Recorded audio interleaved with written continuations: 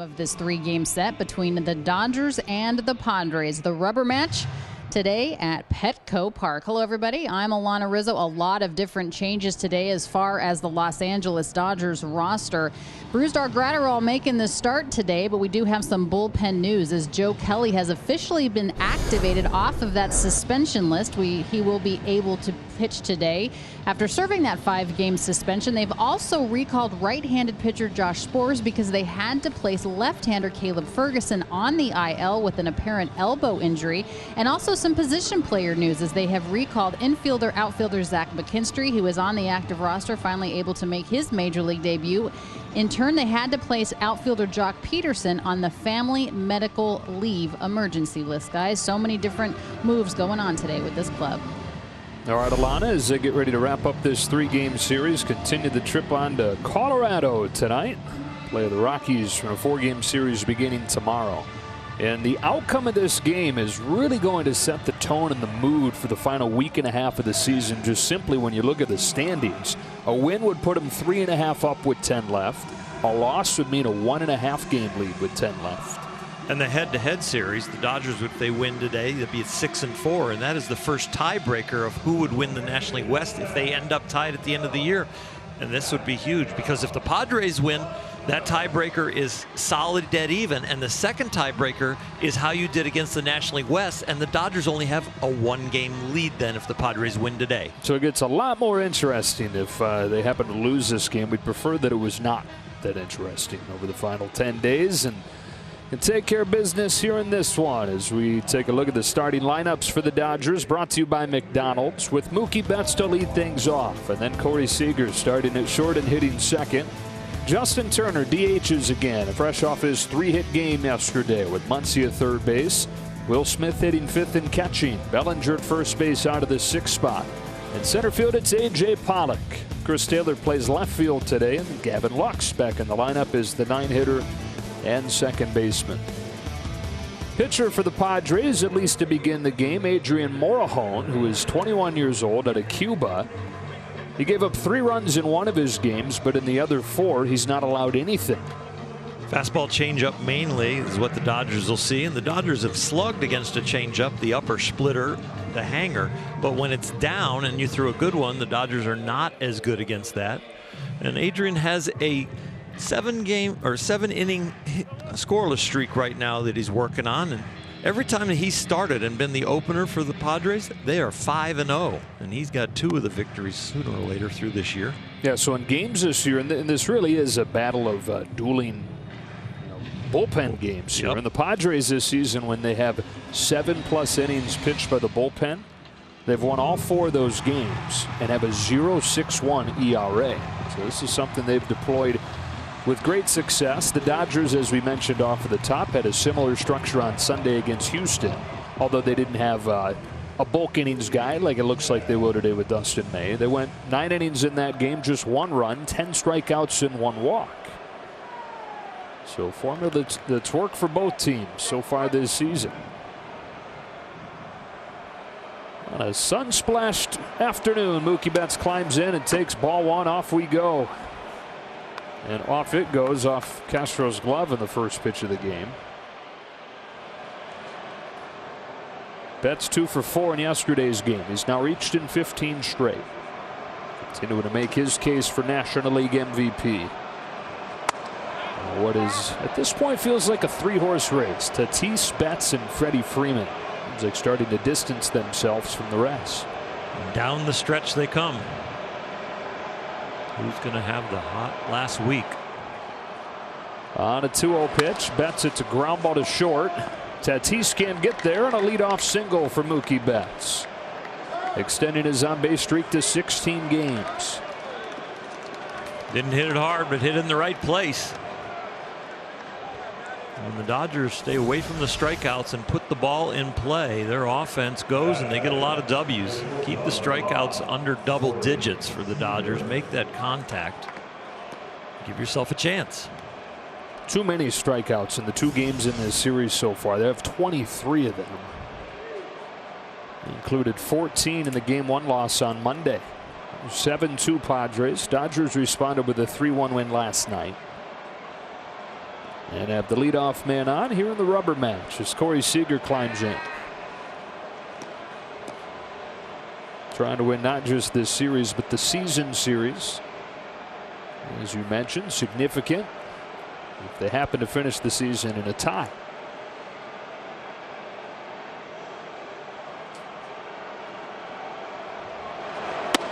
First pitch breaking ball lands, and it's 0-1 on Seager.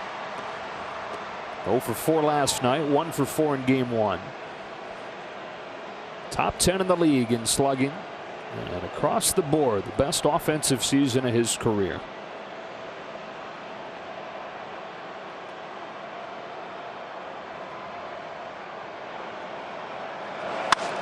Another breaking ball lifted to left center field. Jurickson profiles there, and Seager's the first out.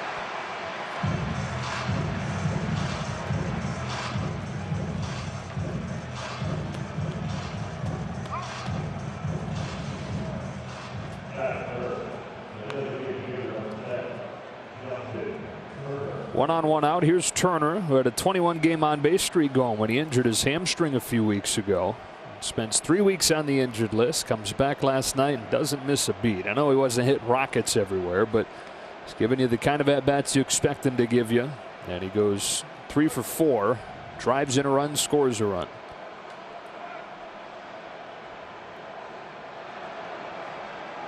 Morejon delivers. Strike 1. Really a hitting savant. You know, he can, if they keep him out of the cage because of the hamstring and he can't go in there, he can just do some mental drills to keep his timing and his rhythm. He's just so good at understanding his body, and he's so good at understanding everybody else's swings too. I think he's one of those guys that can watch somebody do something athletically and he can put himself in their body and he can feel it and he knows how to adjust it. You know, if he wants to coach someday, he really would be a good coach. A lot of guys say in the hitting department that he is the kind of the coach on the field as far as hitters are concerned. Mookie Betts in that category too. 0-2. Dave Roberts has said that he thinks Justin Turner will be the manager to follow him one day. That would be really interesting and exciting, knowing Justin as well as we do. I think he'd be the perfect personality for something like that. Definitely loves the game at a level where he would have all the details down.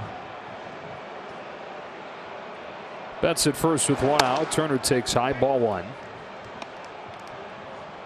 He's one of those guys who's kind of going to have his pick at what he does post-playing career.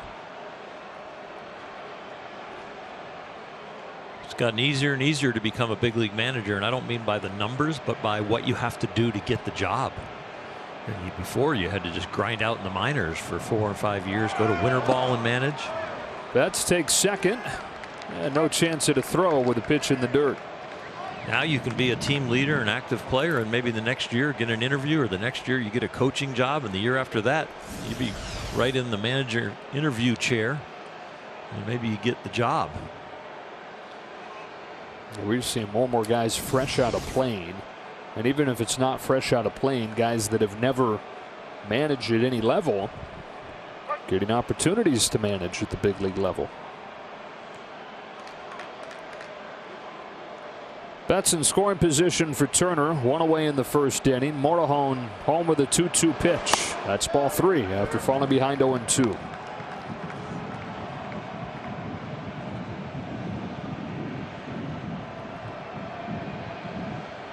Always been a strength of his, hitting with runners in scoring position, and no different this year. A very good 2-strike hitter throughout his career. Once he got consistent at bats. On a payoff, Turner fights it off, lives to see another. That was a great emergency swing. Curveball visualizes as an up fastball at the beginning, and then all of a sudden it's breaking down to be a strike, and he just fought it off.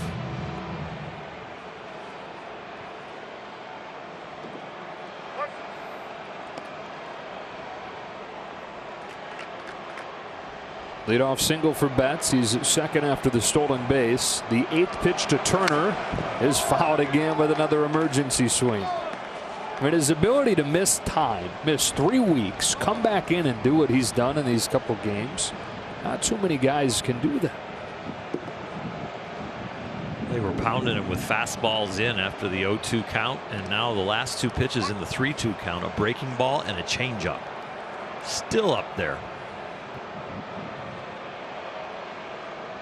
The 9th pitch.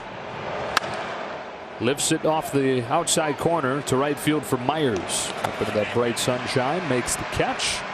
Betts advances to third. Turner says that every winter, going into spring training, and when he misses long stretches like this, he has that little fear. Do I still got it? Am I still going to be able to do this? And the later he gets in his career, the more that question kind of grows on him. And the more that it worries you. But time and time again, he proves that little doubt in his mind wrong. Doesn't show any signs of diminishing that offensive game. Muncy hits with a man at third and 2 gone in a scoreless first inning. Breaking pitch, strike 1. Exact break that Justin Turner was telling the hitters as he went back to the dugout. Not more of a 12-6, but more of a slurvy curveball.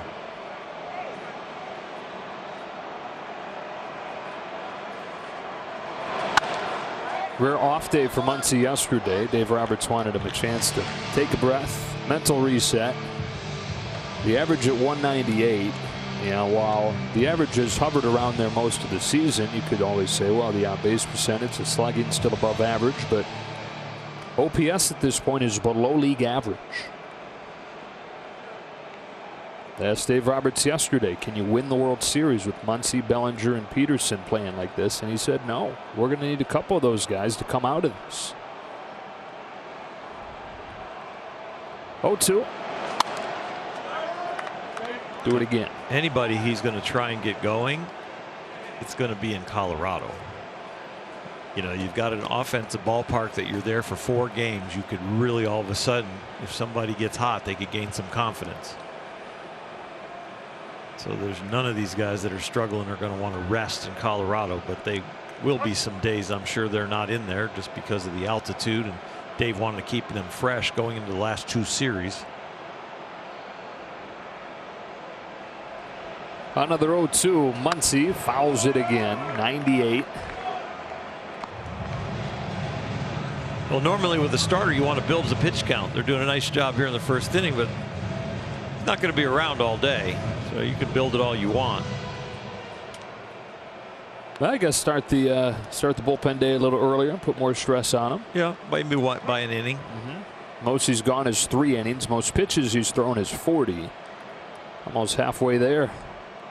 0-2 again. Inside, ball 1. Morejon, just 21 years old, out of Cuba.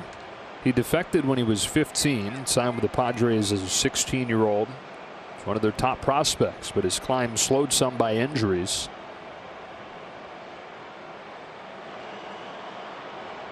Fires 1-2. That gets Muncy to chase to end the inning.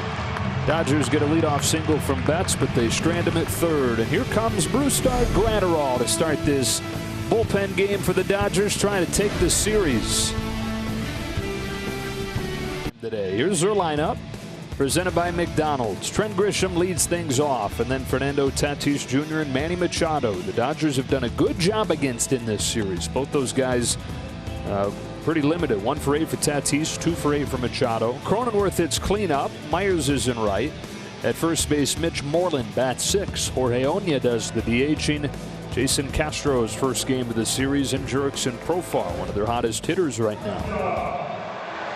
Against Brusdar Graterol, who serves essentially as the opener in this game. He's going to bring the heat right away. Coming out of the bullpen, I'm sure he just does his normal warm-up. Pretends like it's the 6th or 7th inning. I'm sure he doesn't do the whole 20-25 minute warm-up of a starter. But his fastball has averaged a tick over 99 miles an hour this year. And he's thrown the most 100-mile-an-hour pitches out of the bullpen. Served as the opener on Sunday. Gave up a hit, but got 3 strikeouts against Houston. in his 1 inning of work. Grisham climbs in. Here comes Gratterall with a fastball at 101 inside, ball 1. I think the other benefit Gratterall has, besides the triple-digit heat to open the game, is that he came up as a starter. So to begin the game as the guy, it's not completely foreign to him. 102, but not close. 2-0. You're just spitting out those hundreds like it's no big deal. It's not anymore. We see him so often. 101, ball 102. 102. Holy smoke. All right, we got to get one over the plate. Get them on their heels.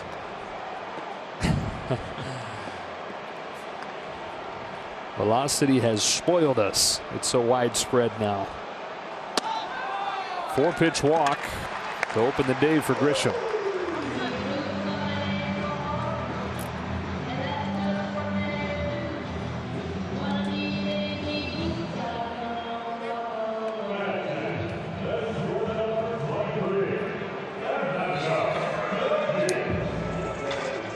Sometimes when you have a start like that with 4 balls on all fastballs, first pitch slider is not a bad call right here, just to change the chemistry in your brain, the feel in your hand. Grisham at first, Fernando Tatis. There's a slider and it's a strike. Good call, birthday boy. Appreciate it. You still got it, even being a year older. I can think it. Just got to get it come out.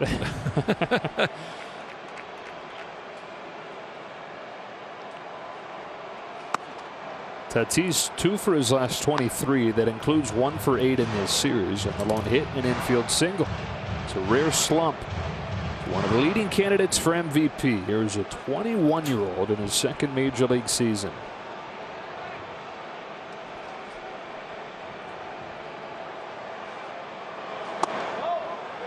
Ooh. 2-1. The erratic command so far. He didn't get that strike. If he was living in the strike zone, he probably gets it. Got to train the umpires, especially at the beginning of the game.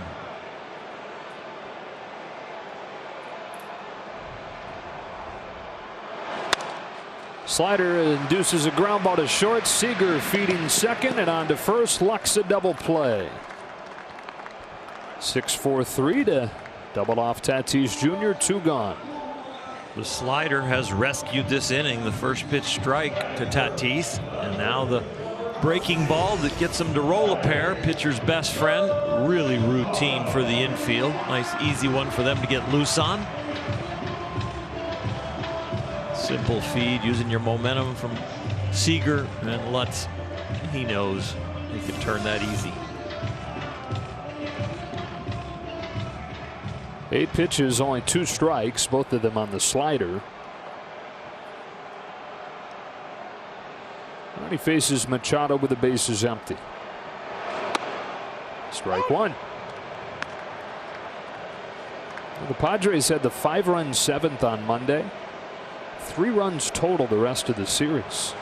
With the number 2 offense in baseball, behind just Atlanta in runs per game. Dodgers right behind San Diego. And neither offense has been particularly good in these 2 games. Dodgers managing 5 runs total. Abort. Well, the offense is down because of probably the pitching duel that for the first 5 or 6 innings of both games. Some outstanding starting pitching. The backup slider gets him to swing and miss and end the inning, and he faces the minimum despite not having command of that fastball to open things. No score after 1.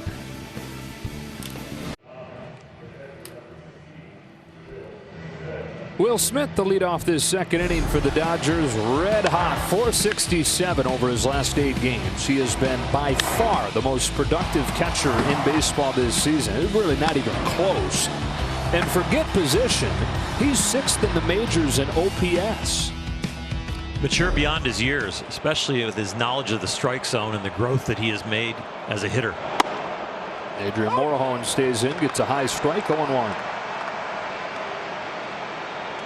Just a tremendous student of the game. Student of the game and worker. And that was one of the reasons they were so high on him going into the draft. They They saw the chance for improvement because they knew that his personality was open to coaching, that growth mindset. He added the slug 2 winters ago, brought that into last season, and then the plate discipline you're talking about. It had always been okay, a little bit above average, but elite so far this year. Strikeout rate, walk rate, and those are important numbers to look at. You know, when you're talking small sample sizes, some numbers are hard to trust. Strikeout rate and walk rate typically are more trustworthy in smaller samples.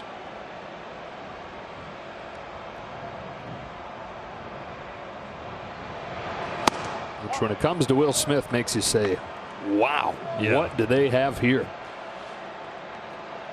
Well, bat to ball skills and your eye. How you know strikes from balls. So you're showing that you can make contact, and you're showing you only swing at strikes. Pretty good combination. On a 1-2 from Morejon. Smith swings and misses for strike 3 in the first out of the second. An up change-up mistake, but he does have the rare swing and miss during this hot streak right here.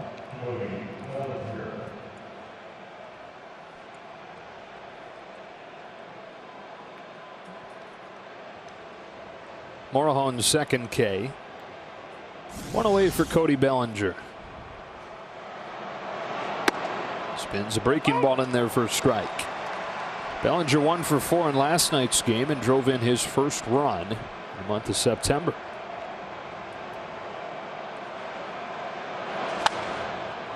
Oh, 0-2.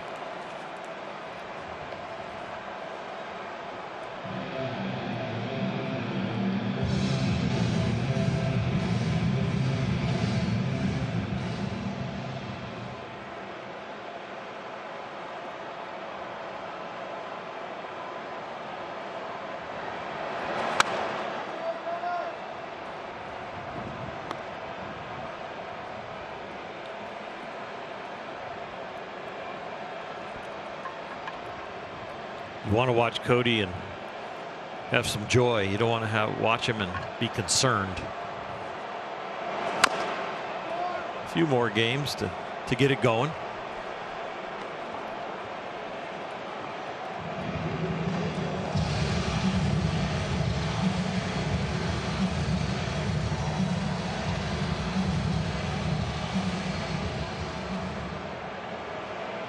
Pollock on deck. No score here in the second. As the lefty Morejon comes home with another 0-2 and gets Bellinger swinging for his 3rd consecutive strikeout. We got Will Smith out on the high changeup. This is the breaking ball, and that's what all 3 outs were recorded with in the first inning. The Betts base hit up the middle was on a fastball. Really has had better command of the breaking stuff than the fastball split so far.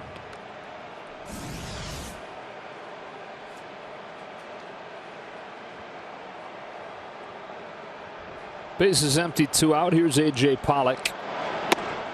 Way outside, ball 1. 0 for 3 with a walk in last night's game after he had game 1 off.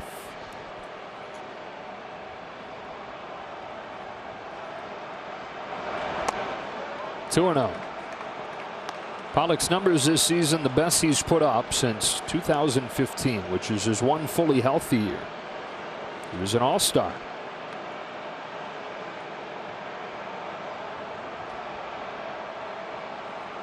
On a 2-0. He drives the ball in the air to right center field. Grisham's going back, and Pollock's leaving the yard. Breezing by the palm tree in right center field. Solo home run gives the Dodgers the game's first run. Number 11 of the season for A.J. Pollock.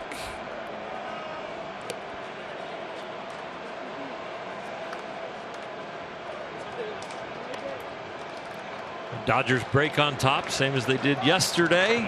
A.J. Pollock puts him on top. He has been killing the fastball all year. Took 2 breaking balls for balls, gets in a fastball count and a 2-0 count. He's not scared to let it go. That thing is crushed. His 100th career home run. Go find it. Not AJ, but somebody. Ball one on Taylor. One of the clubbies or somebody in the ballpark will find it, get it to the MLB authenticator. It's Pollock's 5th home run in 13 September games. With no fans in the parks, I'll tell you what, more souvenirs are getting authenticated. Building quite an inventory. Yeah, that was my 36th career home run. Put a sticker on it. 3 balls, no strikes on Taylor. Taylor 2 hits in this series, but he's struck out 5 times.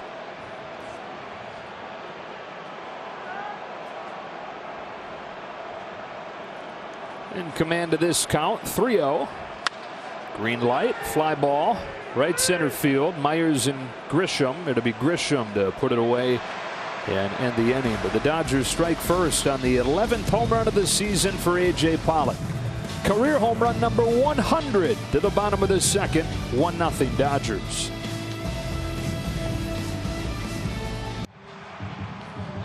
From Dodger Dogs to garlic fries, you can get a taste of the Dodger Stadium experience delivered on demand right to your home. This week only, you'll get a free delivery with each order of at least $20. Search for Dodgers home plates on Postmates and order your stadium favorites for today's game now.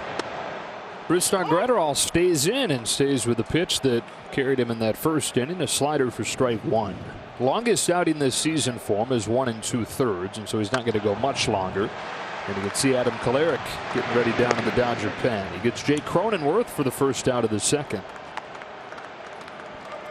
In that outing where he went 1 2/3 against San Francisco on August 8th through 22 pitches. Got the first 4 outs on 13. Could be his last hitter right here. Get the fastball going. The slider was the best pitch in the first inning with 4 for 4 as far as strikes were concerned with that. With Moreland on deck, the lefty. Might see Kolarek for sure. First pitch swinging from Myers. It's hit foul and it's 0-1. Well, if I told you that the National League slugging leaderboard went Juan Soto, Freddie Freeman, and then a Padre, you probably wouldn't guess Will Myers. But he is 3rd in the National League, and he's going to contribute to that here with a base hit that he'll look to turn into a double. Taylor fires to second. Not in time, and another extra base hit for Myers.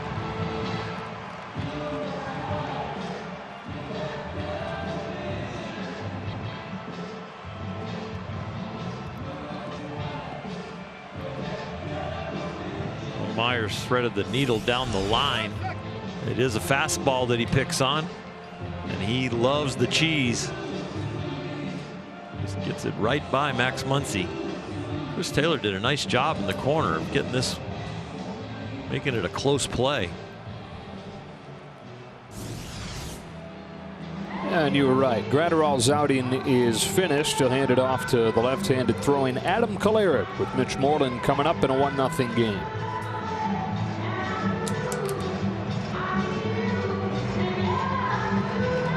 The ultimate driving machine. And by Carl's Jr. Feed your happy at Carl's Jr. with the new A1 double cheeseburger for only $3.49.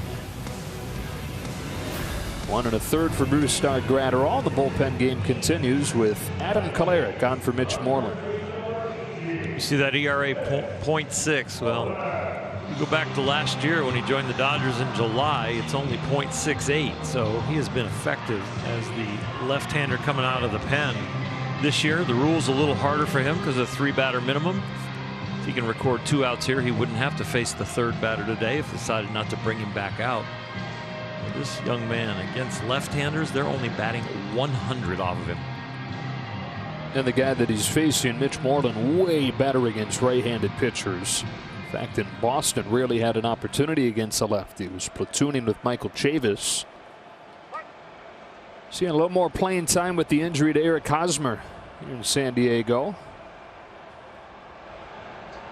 Myers at second, 1 away. Kolarek's first pitch of the day. Inside, ball 1.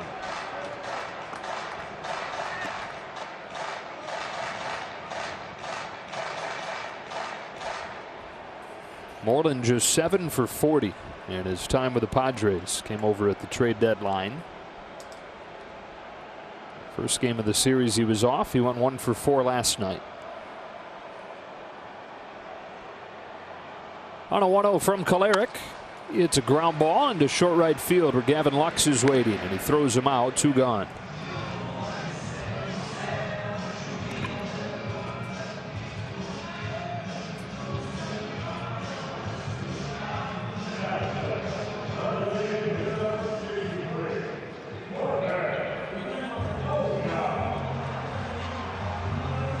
Dodgers 1, Padres nothing. Myers is at third with 2 gone. And up comes Jorge Oña. 23-year-old out of Cuba. Made his major league debut last week. His first major league hit was a home run. Added 2 more of them against Clayton Kershaw Monday. A little bit low, ball 1.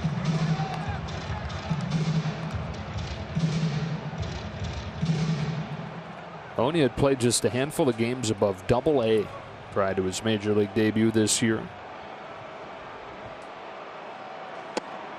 He only played a couple hundred minor league games, period. And there's no chance that he would have debuted in 2020 if not for the circumstances of being part of that 60-player pool at the alternate site, because they didn't want him to go a whole year without supervised instruction.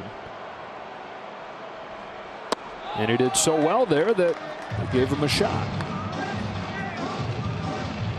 Dan Altavilla warming. Looks like he'll be ready to come on for the 3rd inning. Lux, Betts, and Seager due up for the Dodgers. 3-0 from Kolarek. 4-pitch walk.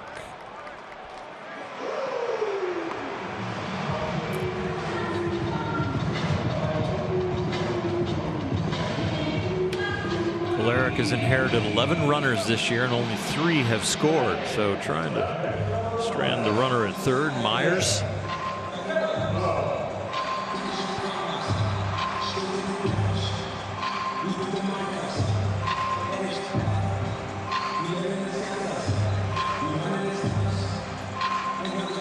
Two on, 2 out, and here's Jason Castro. The Dodgers see for the first time in a Padres uniform this afternoon. Saw him earlier this year when he was with the Angels. One of 2 catchers San Diego acquired at the deadline.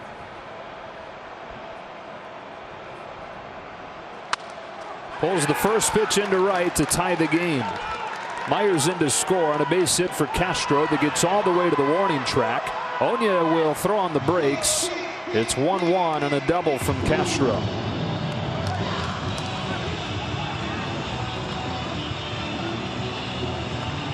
That's where the walk really hurts you, because it hurts his defense. All of a sudden Bellinger has to hold the runner at first, and all of a sudden there's a big hole over there that a left-hander that can take advantage of. Yes, it wasn't hit tremendously hard, but it's hit to a place where you put a man on and had your first baseman. Now instead of catching that ball, gets into right field and costs you a run. So both teams get a run here in the 2nd. Going to third, Castro at second for Jurickson Profar. Who's the hottest Padres hitter right now.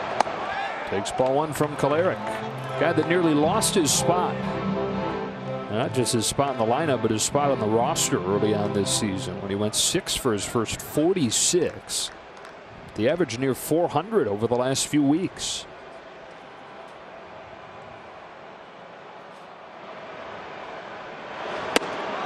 Pinpoint 1-1.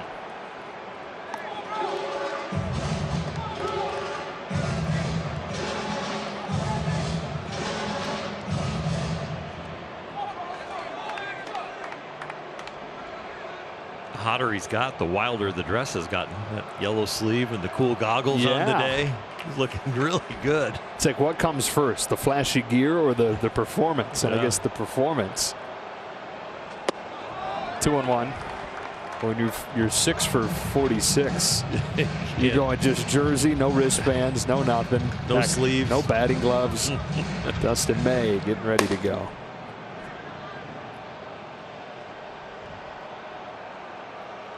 Now What gear do we got? Yeah. And the dirt ball 3. Some volume coming out of that San Diego dugout, trying to get on Kolarek. Every time he throws a ball, they get a little louder. One of the silver linings to the setup this year is being able to hear those things a little bit more. On a 3-1 pitch, Profar takes ball 4, and Kolarek as all over the place as you're ever going to see.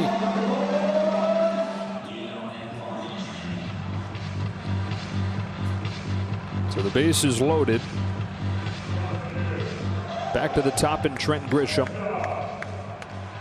This is probably going to be his final hitter one way or another.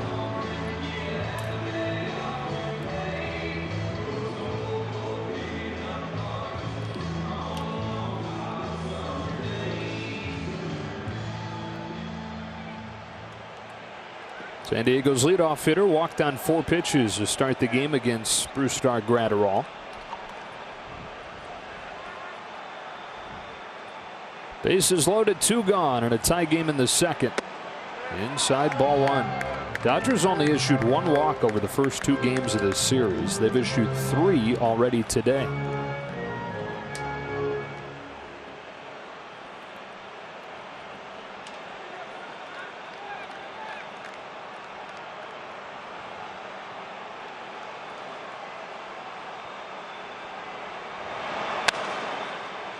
Grounded to first. Bellinger to the bag, and it started to feel like it could have gotten a lot worse. Kolarek able to limit the damage to 1. Tied at 1 after 2.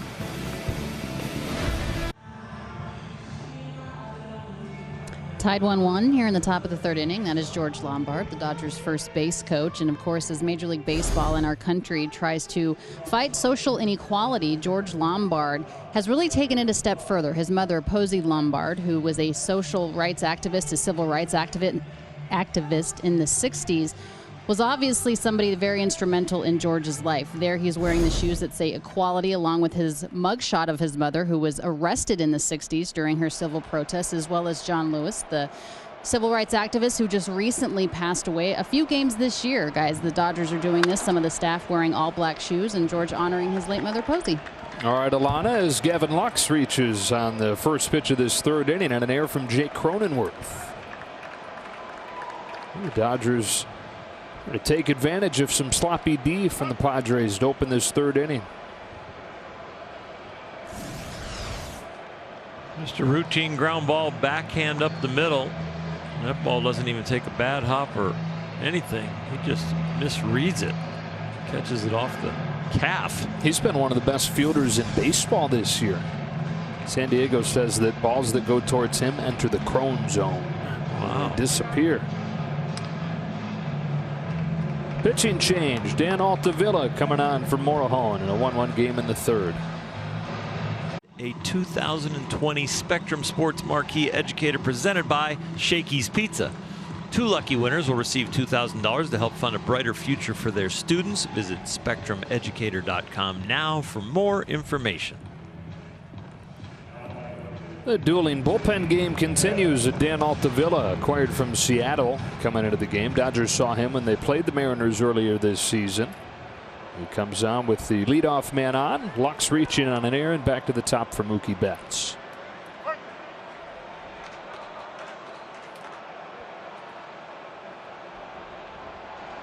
Betts singled to start the game. Extended his on-base streak to 16 games. It's a sharp ground ball. Diving stop. Tatis rolls it to second for the force out. Did Tatis make a little adjustment on his defensive positioning, or was that just a little pinch up the middle to get ready for the possible double play? But definitely this ball is hit a little harder than the first hit in the 1st inning. And almost the same exact place, but he gets to this one. It was a beautiful play.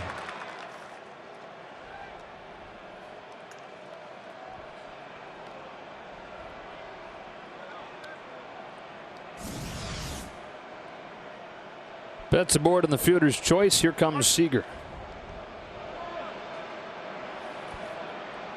Corey 1 for 9 in this series after flying to left his first time. Altavilla deals, and Seager takes ball one.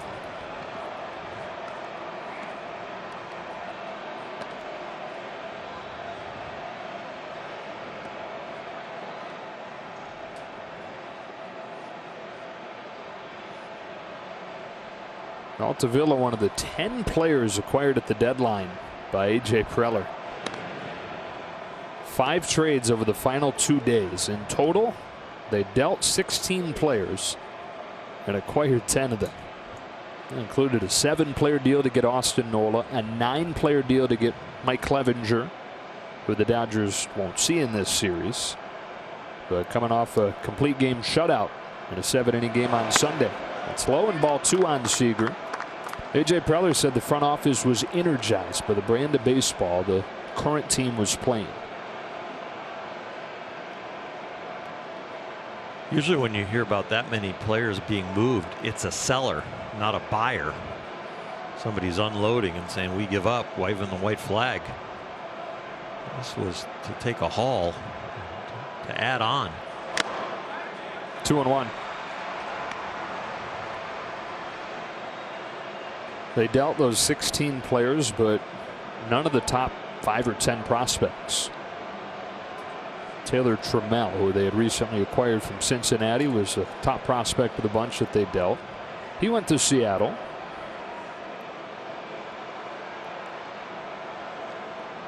Bats off first as a 2-1 comes home. 2-2.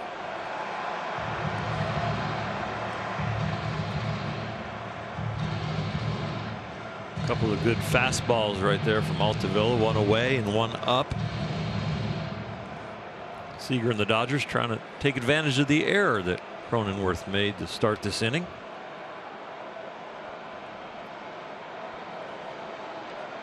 On a 2-2, Seager takes low. Betts takes off and has his second stolen base of the game.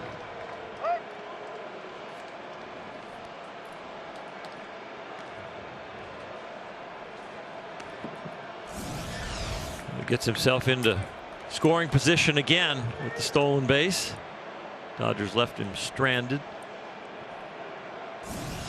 The last time he got there, he saved a run in the right field corner, and he has got himself into scoring position twice. He continues to impact the game in so many different ways.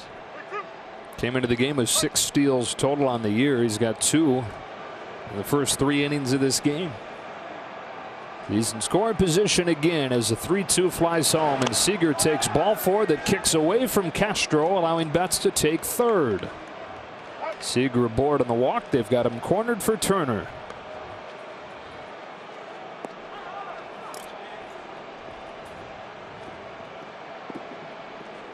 Now this is an at bat. You talk to JT. This little wild pitch sets up the situation, but JT is going to try and hit the ball in the air. Drive the ball in the air to the center of the field to stay out of the double play and hopefully get Mookie Betts in. That's the minimum he's trying to do.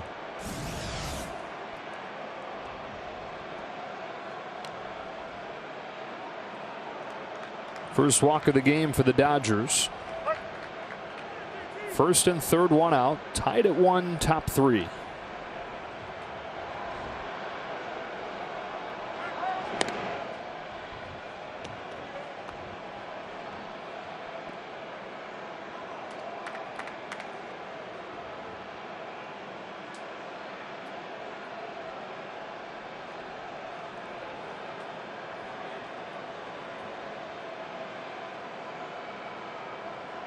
Justin Turner takes a cutter to the corner for a strike.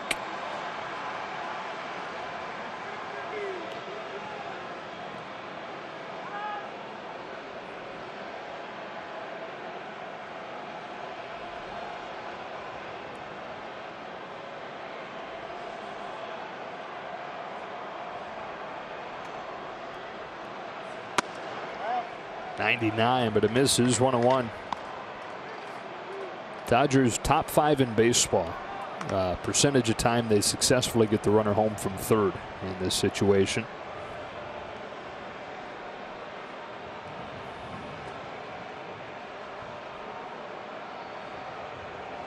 First and third, 1 out. A 1-1 pitch. Ball 2.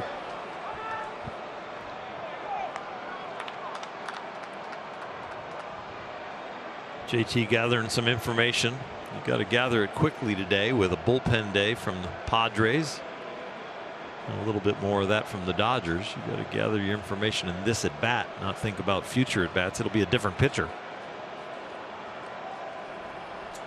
On a 2-1, Turner watches a fastball for strike 2.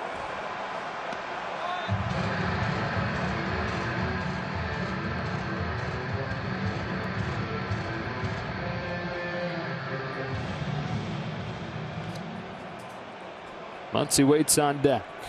1-1 game on the A.J. Pollock home run. A 2-2 pitch. Foul ball.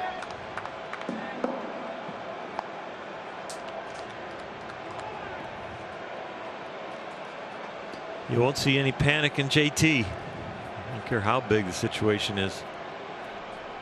He can really slow a game down. Mentally, physically, just looking for a little rhythm up there. Power is being supplied on the mound. He flied to right his first time, but it took 9 pitches. Work on another deep at bat here, and he's worked it full.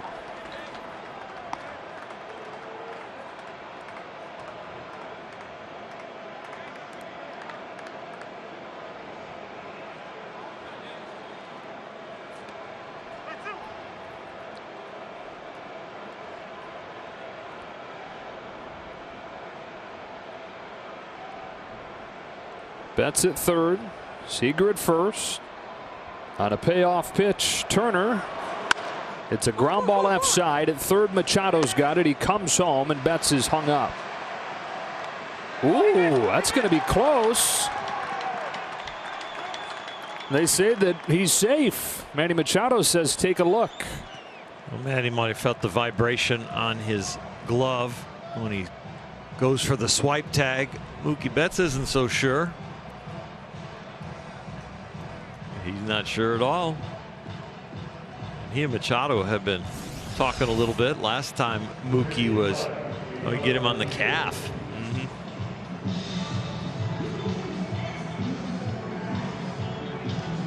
This would be a good look.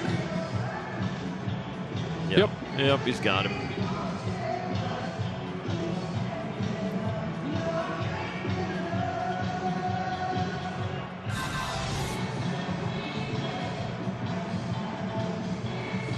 Should be pretty quick review. As hard as that ball was hit and Justin Turner was running, I'm surprised they didn't go around the horn for the double play. Yeah. It would have ended the inning. Instead, they get the out at third. Betts retired. That's going to be the final batter that Altavilla faces. First and second, 2 gone in a 1-1 game, and Jay Stinger goes back into the pen.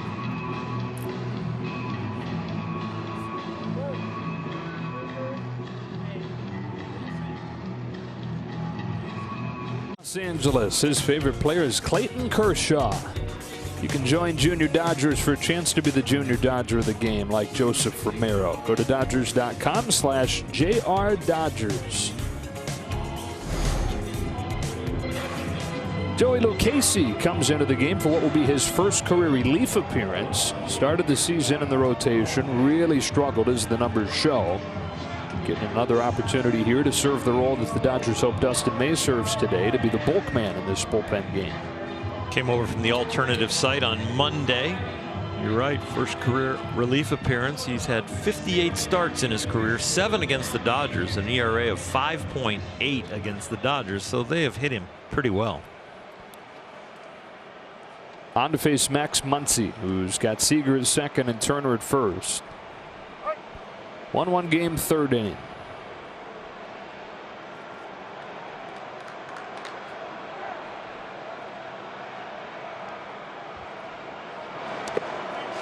Starts him with the curve. Fastball, or I'd say sinker, curve, and a cutter. He has a changeup, but he doesn't really throw it. The curve gets charted as a curve. Yeah, pretty much that's what it shows in the reports. It's not, definitely not a slider. It'd be a huge slider, but it's his vernacular, his choice of words.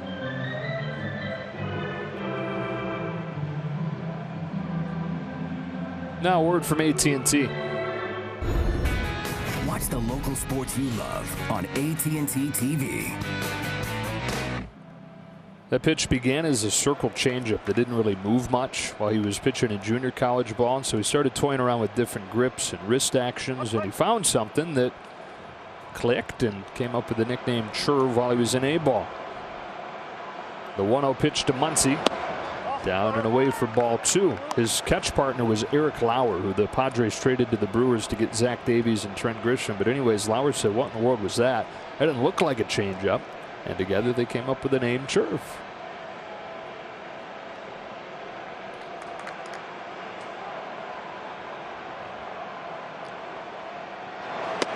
Two and one. Similar backstory to the naming of the pitch slider. Talked about the other night. It was just everything was a curveball. Was that the Chief Bender story? Yeah, Chief Bender was the first one they think to throw a slider, except it was not referred to as one. Another couple decades before anybody started using the term slider. On a 2-1, Muncy watches ball 3. There are 2 guys in Detroit playing catch, and one of the guys said, "What kind of curveball was that?" And said, "That wasn't a curve. That pitch was sliding." The slider.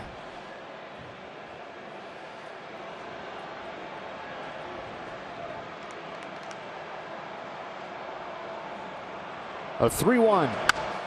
3-2.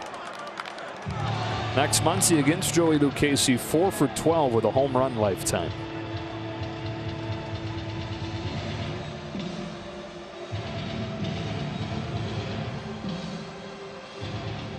He's wanted to throw him the Churv as far as get him out, but hasn't commanded it. So he's got back in the count with the fastball. Runners will be off. Seager from second, Turner from first. There they go. Here it comes. Muncy swats one down the line. That's a fair ball into the corner. Max Muncy delivers with 2 outs. Seager in to score on a Max Muncy double that puts the Dodgers back in front. Good piece of 2-strike, 2-out hitting from Max Muncy. That's a bat the Dodgers want to get going before the playoffs, that's for sure. And this will give Max some confidence. A left-on-left situation, fastball away, hits it where it's pitched, and hits it hard enough that the curve does not take it foul. And you know, Justin Turner still nursing those hamstrings, glad to be back in the lineup as a DH, but still they're watching it. So Dino Evil did not push the envelope with him, rounding third. Second and third, 2 out. Will Smith takes in the dirt. Good stop by Castro, 1-0. Turner was on the bases a bunch last night with those 3 hits and said totally fine. You know, when you come in for defense, they say the ball will find you. When you come back from hamstring injuries, the base running will find you. And you'll take it. Yeah. That means you're on. Smith struck out his first time.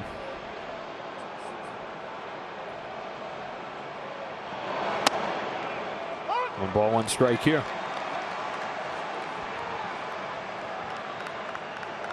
Rare instance of back-to-back games with a strikeout for Will Smith. If he's going to have a little regression, let's have it now for about 3-4 days before we get to the playoffs. Backdoor Churv, 1-2. That sounds so cool. It's like the announcers in the late 1920s when they started talking about a slider, probably laughing about the guy that named it. And now everybody's got one. 2074. Guys that don't have Churvs will be the weird ones.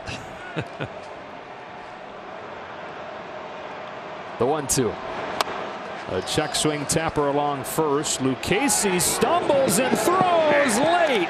And the Dodgers lead 3-1 as Turner's in to score.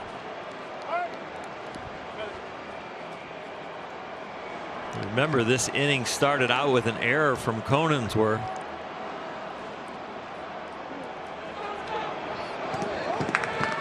And then the pitcher can't get it done either. This could get graded a hit because he loses his footing. They're going to challenge it. Is it pretty close? I think so. Boy, it looked close enough to challenge. Really close. Yeah. It's like they're going to play on. And it is ruled a base hit for Smith. So an RBI hit for him. Evening out a little bit from all the bad luck he had early on this year. Yeah. First and third, 2 gone. Here's Bellinger. Lucchesi comes home. Bellinger taps one back to the mound. He keeps his footing this time. Deliberately sets his feet and throws over there to end the inning. But the Dodgers get 2. To the bottom of the third, they lead 3-1. Introducing MLB Film Room, powered by Google Cloud. Create custom reels and search 3.5 million videos. Watch, create, share, only at Dodgers.com/filmroom. Brings on Dustin May with the Dodgers in front 3-1, and May was initially scheduled to start this game, but the Dodgers electing to go with more of a bullpen day or an opener, depending on how you want to look at it. But May expected to eat up the bulk of the innings in this one. 2.81 ERA. He's made 9 starts. He's given up 2 earned runs or fewer in all 9. Fernando Tatis Jr. takes ball 1. Last time out for Dustin was last Thursday at Arizona when he got hit in the foot. Second pitch of the game, and came out after 1 inning. There were some questions about when he could return. He had to go through tests to make sure there was nothing broken in there. And even once they got through the tests and discovered nothing was broken, there's still no sure thing that he was going to pitch in this series. He will take the ball here in game 3. More or less on turn. Kicked the can down the road a little bit on his start date, but without missing too much time. 1 ball, 2 strikes. Got a fastball to 98 by Tatis. The day Dustin got hit, it was a rough day, of course, for him, and a rough day for Tony Gonsolin. But Gonsolin came back yesterday from that relief outing and really had a very nice outing. And now Dustin May looking to duplicate that success. A chase on a breaking pitch. That is a pitch that Dustin May threw in his last full start. So throwing out the 1 inning game, he threw a season high 21 times. He was averaging about 7 per game before that. Well, the more he can command that pitch, all of a sudden the bottom range of his velocity goes down, and you're not going to be just looking at 2-seamer and cutter. About 80% of the time, you're going to get something hard out of this young man. If you can get that down to 70% or so, that would be really good with his velocity. Machado, bases empty and 1 out. Threw it on the first pitch, got a swing and a miss. Last 3+ starts, opponents are 0 for 10 against that pitch. It's like the emergence of Tony Gonsolin's slider. Every start, he'd throw more and more, and every start, it kept being successful.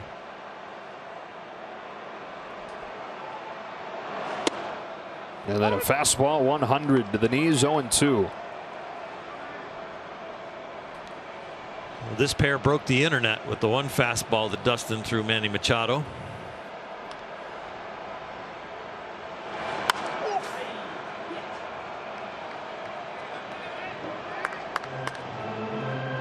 Manny just missed a cookie breaking ball right there.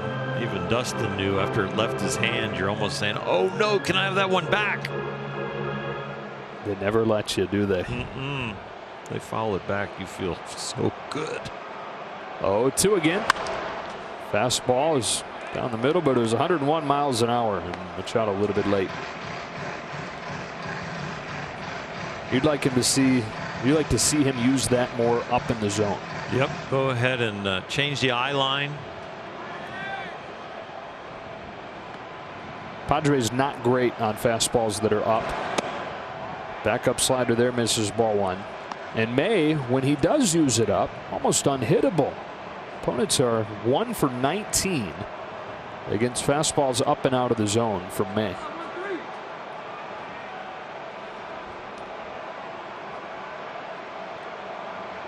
Let's the 1-2 fly. Really good pitch and a great piece of hitting just to rescue that and foul it off by Manny Machado. he's going to offer it that, then he might offer it the breaking ball in the dirt. You get it in that tunnel. The other thing, if he can reach that, the fastball in is wide open.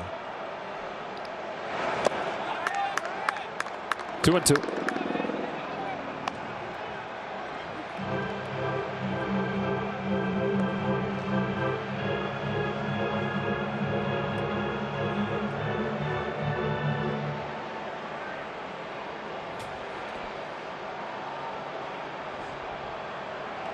Dodgers 3, Padres 1, third inning, 2-2 pitch. Machado didn't go, full count. There's a noticeable difference when Manny is locked in compared to when he's just playing baseball.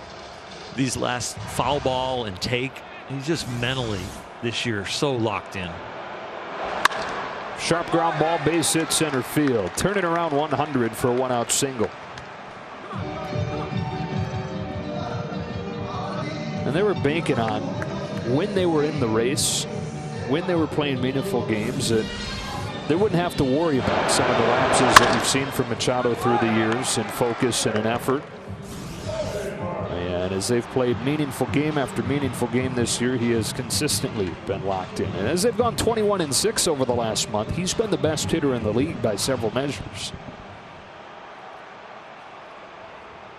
He's aboard with one gone. Here's Cronenworth.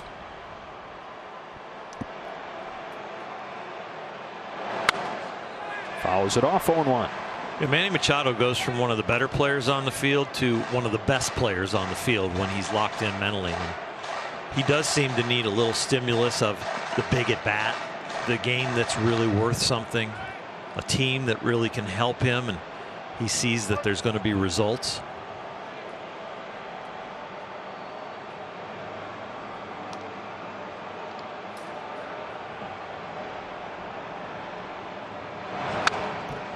Oh, 0-2.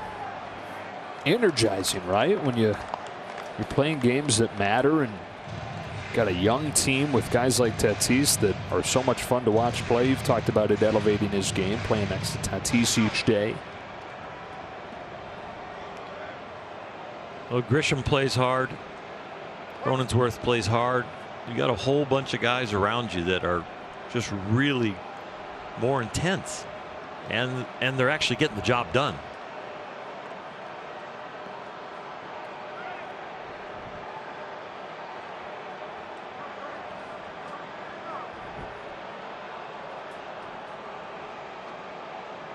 Oh, 2.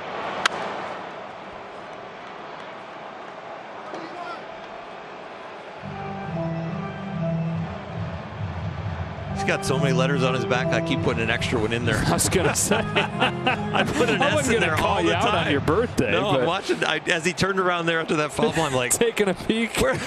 Where's the S I've been using? You don't trust the name written on your score sheet? You need his nameplate? I just like watching the monitor. I don't like looking down at the score sheet. Like, where'd the S go?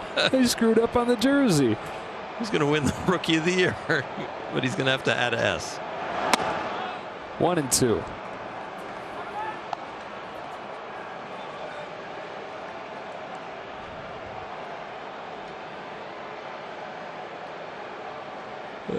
Love you. Thank you. Back at you.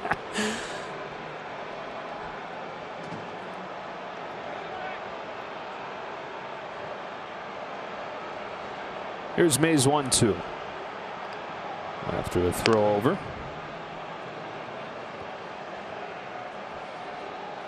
And he's swimming his way back to the bag.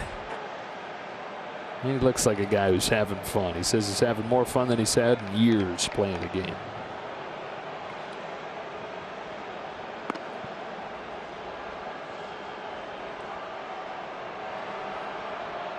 Now the 1-2. Ball 2.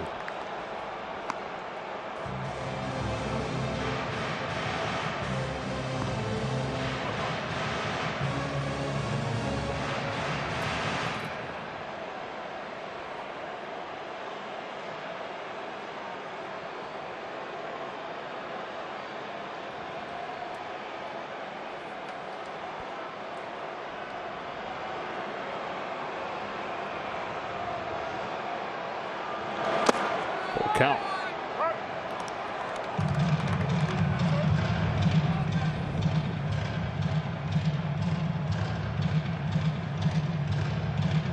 Third game for May against the Padres. He's won one, he's lost one.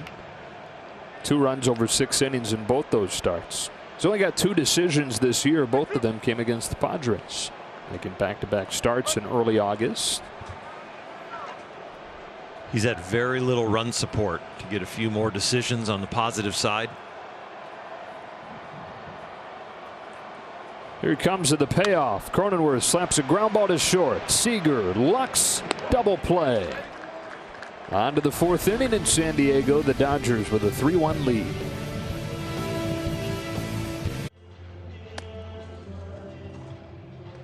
We welcome you back. The Dodgers with a 3-1 lead in the top of the 4th inning. Dave Roberts is always kind enough to join us today. And Skip, we knew this was going to be a battle of the bullpens. What do you see so far from Brusdar Graterol, Adam Kolarek, and now Dustin May? I thought for Brusdar to get through 5 hitters, I thought was great. I thought AK made good pitches. They snuck a ball in there with 2 outs against the lefty Castro, but I thought he made good pitches and got out of there. And then now we got Dustin. So we're going to let Dustin run a little bit. And I think he was a little not as efficient, but the double play certainly helped in that inning. As you mentioned, he's going to eat up the bulk of the innings, hopefully, for you guys today. As far as your offense is concerned, you guys have a 3-1 lead here in the 4th inning. Max Muncy, left on left, 2 strikes, 2 outs. How nice was it to see him there in that situation capitalize? It was good for Max, you know, and he's been grinding and just left on left at bat, 2 outs, and then to ride a slider or something soft going away from him, just to ride it out to double the other way. I think that certainly when he hit the outfield grass stayed fair. I saw that big sigh of relief, so I expect a lot more hits like that to come. AJ Pollock at the plate right now, already a home run in this inning. His home run total this season matches his jersey number. He now has 100 on his career. How valuable has he been for you guys this year? He's been invaluable, I think, in the clubhouse, on the field, just being able to move him around, and it's just good to see him rebound. And I say rebound, he still had an 800 OPS last year, but his body's in great shape, and even in that first at-bat, took a couple borderline pitches to get into a 2-0 count to then hit a homer. So he's put himself in a tough spot right now, but hopefully he can get back in the count. Dave, you guys had a bevy of moves before this game today. What can you tell us about the MRI on Caleb Ferguson's elbow? Yeah, you know what? It didn't come out too positive. I don't know exactly what it is, but I do know that there was something with UCL, and you know, Caleb's obviously disappointed and just kind of figure out what his next step is, whether you keep going or you know, you opt to get surgery. So I don't want to speak too much too soon, but I know that it didn't come back too positive as far as the MRI. You know, as far as Jock, we made the move with McKinstry, and Jock, for family matters, had to get back home to his family. So we expect him back hopefully as soon as we can. Okay, Dave, thanks for your time. Best of luck. All right, thanks, Lon. That is awful to hear about Caleb Ferguson. Pollock down on strikes for the first out of this 4th against Luis Perdomo, latest out of that Padres bullpen. Here's Chris Taylor, ball 1. Very sad about Caleb Ferguson. He's already dealt with elbow issues in his past and has recovered for them, and really was starting to really launch his career, really settling into the Dodger bullpen. And really embracing that role, right? I mean, a guy that came up as a starter and said that he wanted to be a starter, but then recently told a lot of, you know what, I'm kind of digging this relief thing, coming in the big moments. And you hoped at first that it was the leg, just kind of the way he reacted. But as you started watching the replays, that arm goes a little bit limp, and then you see him flexing the fingertips. And worst fears sounds like perhaps realized. 1-2 on Taylor.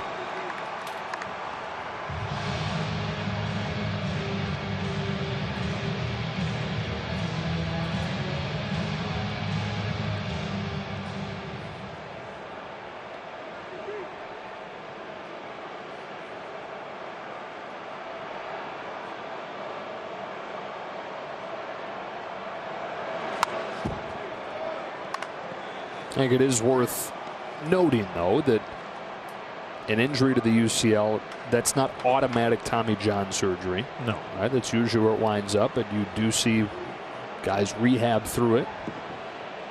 Alternative methods to the surgery. There's sprains, and then there's tears. And there could be micro tears too that could be irritating. So you just don't know. We're just going to have to wait. Hope for the best. Taylor grounds one off of the mound, ricochets to the second baseman Cronenworth, who makes a nice play to get Taylor 2 away. Cronenworth had a much easier one that he got an error on earlier. This one a little deeper up the middle. Does a nice job putting the glove on it, setting his feet, getting a strong throw over there. Get the speedy Taylor. 2 up, 2 down for Perdomo, and up comes Lux, who's the guy that put the ball in play that Cronenworth had the error on just last inning. So the Crone zone is back online. Yes, it is. There is no hole in it. Strike 1. Just for the record, that would be the Crone zone. Not the Crone zone. Right. Did I say the S again? No, I don't know if you said it. I'm just giving you a hard time. Well, let's drop it. Yeah. It's my birthday. Come on. Yeah, it is. I can't pick on you on your 27th. Yeah, exactly. 1-1.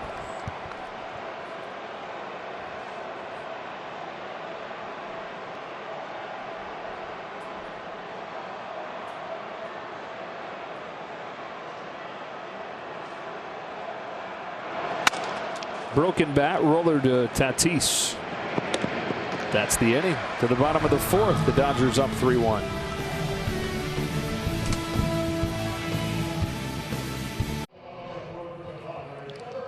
Get the latest Dodger merchandise, including specially curated bundles at great prices. Check out the youth, girls, and boys bundle packages featuring a Dodgers cap, face decals, mini helmet cap, and tote bag.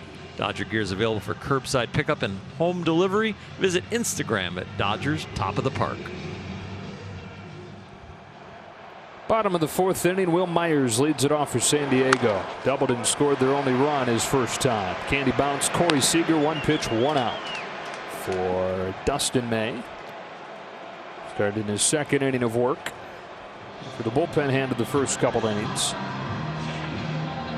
May, in a perfect world, could take them right to the final inning or 2 of this game. It could be quick the way the Padres are swinging too. They are swinging early in the account. Anything in the zone they are going after. Which is against their normal trend. They have the lowest swing percentage in baseball.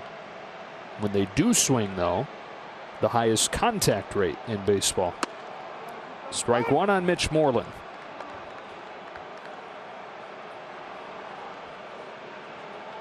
Out of Alabama, where during the quarantine he turned his barn into a batting cage.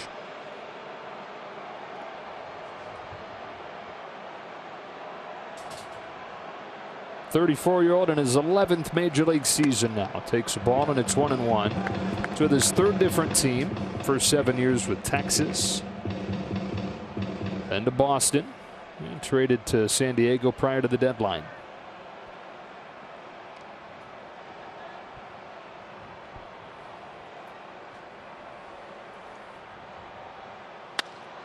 Digs this one out into left center field. Long run for Pollock, and he's there.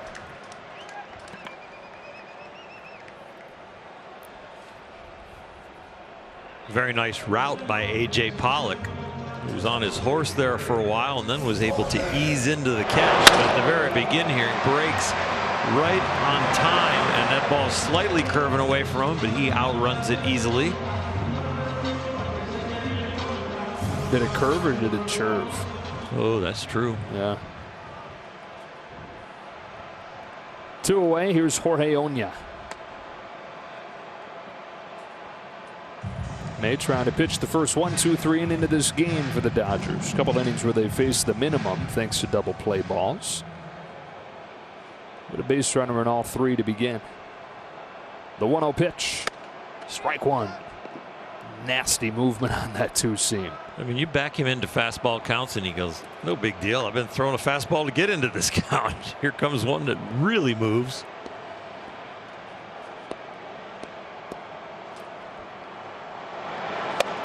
Again, Will Smith was telling us how difficult it is to catch Dustin May. He fills up the zone. You just don't always know where in the zone it's going. The 1-2. 100 in the dirt. 2-2. Some of them sink, some of them run, some of them move 6 inches, some of them move 1.5 feet. Well, at least you got plenty of time to figure out which version of it is. 100 miles an hour. That's why it's extra tough by the time you figure it out. When you're trying to frame pitches on the corner and trying to be really fine with the way you catch it, you're going to have some ugly ones. On a 2-2, Onya takes right down the middle for strike 3. A 10-pitch inning for Dustin May. First 1-2-3 inning of the game for the Dodgers, who have the top of the order coming up after this. Dodger Baseball on Sportsnet LA is brought to you by your Southern California Toyota dealers. Today's the day to save big and drive home a new Toyota Camry. We make it easy. And by Mercury Insurance. Low rates, big discounts, great insurance. On to the 5th inning. The Dodgers have a 3-1 lead, trying to take this series from the Padres and take the season series from San Diego as well. Luis Perdomo to Mookie Betts with strike 1. A win would give the Dodgers a 3.5 game lead in the division. Just 10 left after today. 4 in Colorado, then 6 at home. The A's and the Angels. Dodgers looking for their 8th consecutive division title. Padres headed to the postseason for the first time since 2006. It's inside and it's 2-1. That's barring an epic collapse. Dodgers can actually clinch a playoff spot today. It takes a combination of things, them winning, the Brewers losing, and also who's the other team that has to do something? I was just looking at it. The Rockies. Yeah, the Rockies have to lose. The Brewers are playing a doubleheader against St. Louis. They just have to lose 1 of 2. Shouldn't be that tough to do. Come on, sprinkle one in. Rockies are down 3-1 in the 8th, so they got a chance to lose and help the scenario. Dodgers Rockies starting a 4-game series tomorrow as Betts bangs a base hit into center field. 2 for 3 today. All 3 balls in the same exact place. Yeah. 2 ground balls right on that same angle, and this one a line drive. Work in the middle of the field to the left side of the diamond all day.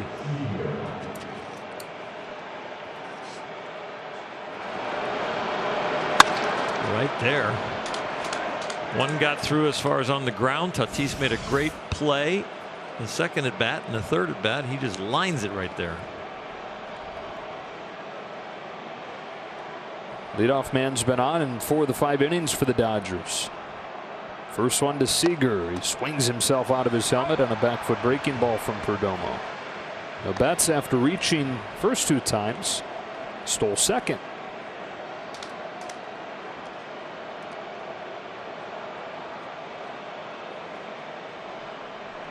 He has 1 3-steal game in his career. Came in 2018, his MVP year.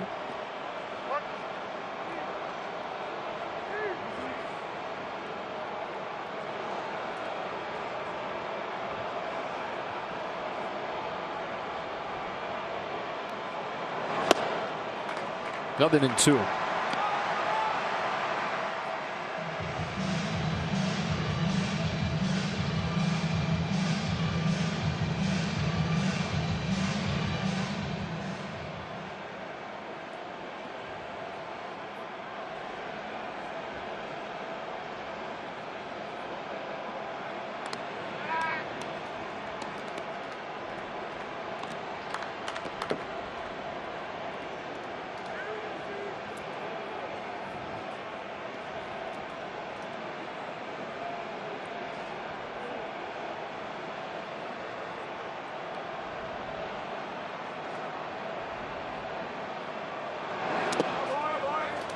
One and 2. Hey, by the way, I just wanted to put a bow on open-ended question we asked last night. Hardest foods to keep on the fork. Yeah. Social media came through with peas, corn, Cherry tomatoes. Cherry tomatoes and croutons. Yeah. I was thinking even like a very ripe avocado. It's kind of sticking to your plate. You go and you can't get it. The suction's keeping it on, the moisture. 2 and 2. I'm not a big avocado guy, but I can see that. Yeah. I can see the avocado falling off your fork. I had a little avocado with my breakfast today. So I'm like, yeah, this would have been one of the ones to choose.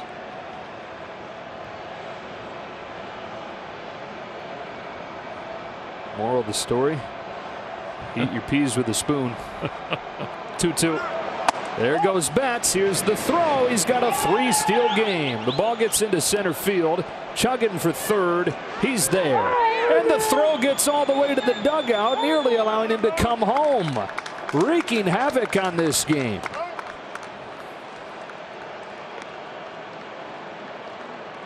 The second career 3-steal game, and it's only in the 5th. Game 1, we saw some ugly defense from both teams where the ball kind of just ricocheted around, missing a few cutoff men, not getting the job done. This one's a little one of those little league plays. The ball gets into center. Here goes the guy scampering from second to third. The throw goes to third and gets away. And then all of a sudden you're dancing off third thinking you might be able to get home. Getting greedy.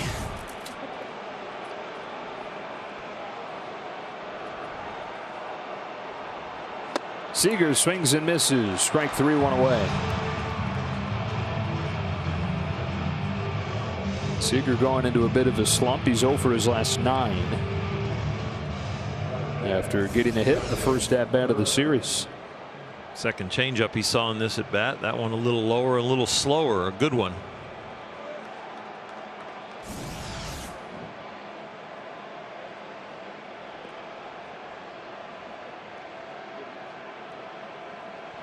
One on, one out. Here's Turner. 0 for 2 so far. Reached on a fielder's choice. Came in to score on a 2-run third inning. Got a chance to extend his 22-game on-base streak.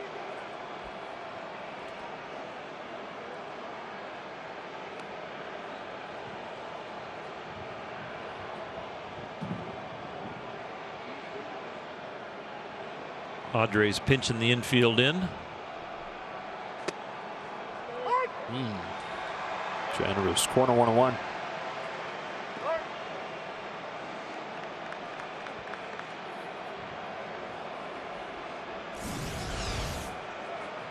With Mookie Betts on third, Justin Turner didn't want to offer it that one. Infield in for the Padres. Mookie has made some magic over there at third base as far as his skills of getting off, breaking on time, and scoring even though the infield's in. Also got hung up there earlier today. He was supposed to run then. It was a very odd play. First and third, 1 out. Runner on third. Anything hit on the ground is supposed to break for home, because if they go for 2, they've got to pay the price of the possible run.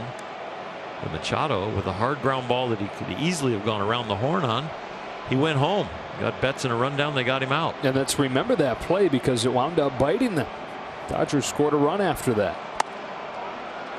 3-1 on Turner. Actually scored 2 runs after that. And what would have ended the inning had he gone around the horn successfully.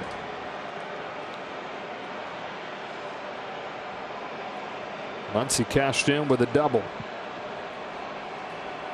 Dodgers 3, Padres 1. Turner looks at ball 4.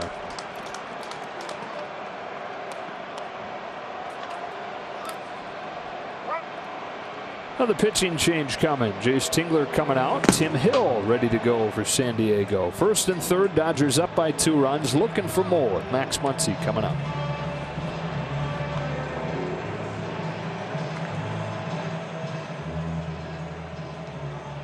Today is from Tucson. Hello, David.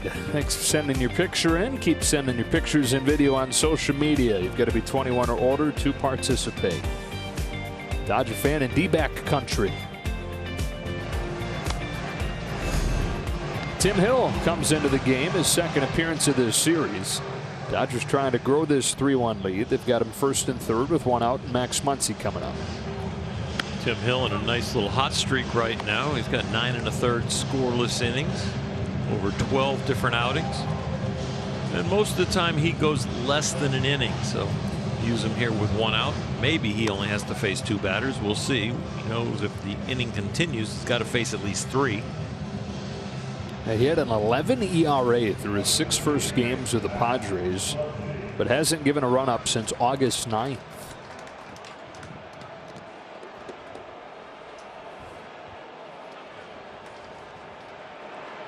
Chance for this to become a really productive, encouraging day for Muncy, who picked up his first extra base hit in 2 weeks his last time up, driving in a run with a double to the left field corner.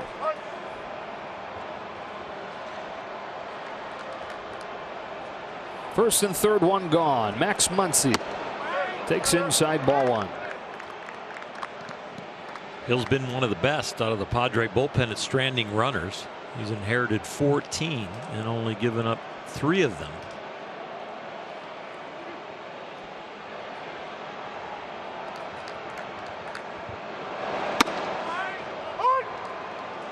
One on 1.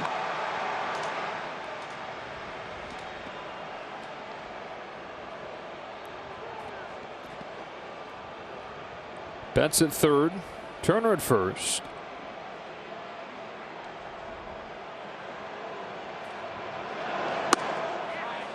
It's a strike and it's 1-2. We mentioned it was Mookie's first 3 steal game since 2018 and the second of his career. Eric Steven tweeted out that it is the first 3 steal game for a Dodger since 2016. Trivia question for those of you at home. I'll give you the answer in a second. Who do you think had the last 3 steal game? 1-2. It's taken high and it's 2-2. Any guesses? No, I'm drawing a blank right now. Trace Thompson. Oh yeah, before he hurt his back.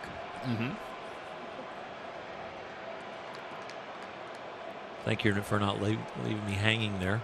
No, it was a good like 2-second hang. Right. It was good. I like that. Yeah. 2-2. Got him swinging. Big out there for Tim Hill. Muncy is out number 2 of the 5th. Boy, Trace Thompson before that back injury. Oh. He looked like a top prospect that was going to really take over in the big leagues. Sad to watch him hurt that back, and the swing slowed down. The eye-hand coordination wasn't quite the same. He's been bouncing around the minors mostly since then. Arizona at this point. 2-out chance for Will Smith, who was 1 for 2 today. Kind of a swinging bunt his first time.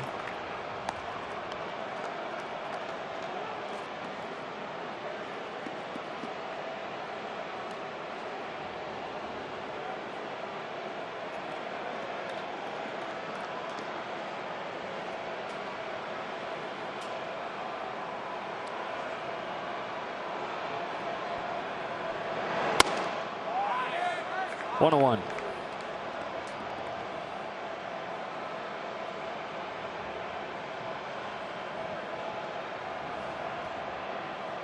Delivery like Hill really helps your variety of arm angles and pitchers that come out of your bullpen. This is tough to pick up. Got a lot of deception to him. Especially when you're only going to face him once. Might only face him once in a series.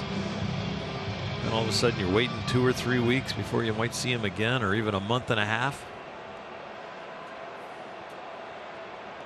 He was a 32nd round pick in the Kansas City Royals in 2014 and beat the odds by making it to the majors 2 years ago.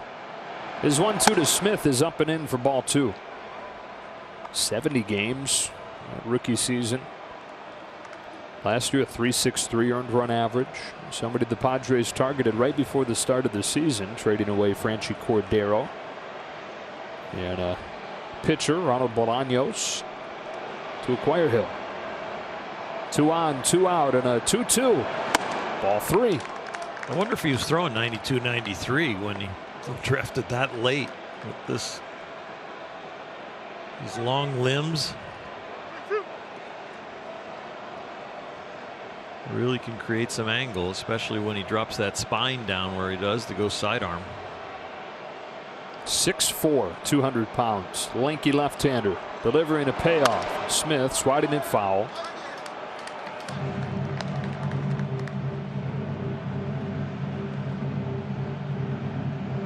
Good guy to give a head start to. Turner still easing his way back from the hamstring.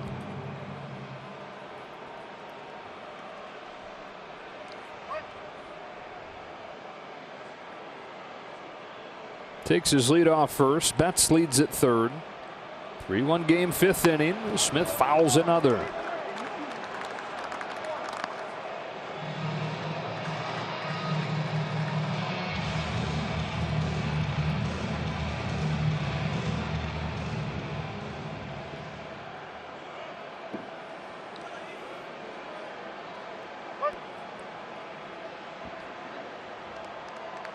A lot of long at-bats in this game. This is the 8th pitch to Smith.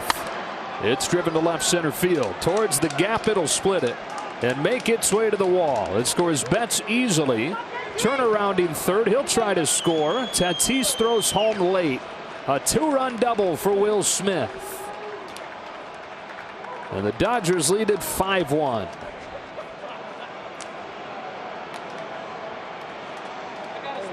Dodgers have seen a lot of pitches today from a lot of different pitchers. But boy, Will Smith really barreled this ball up in the right position.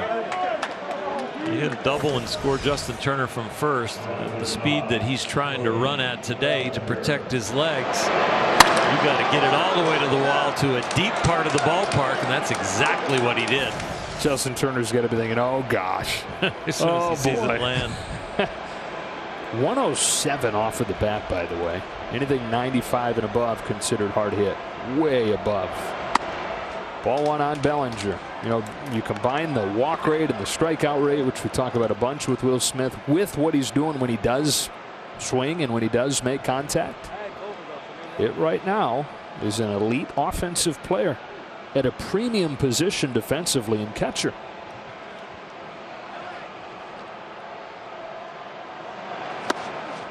One and one. Completely under the radar.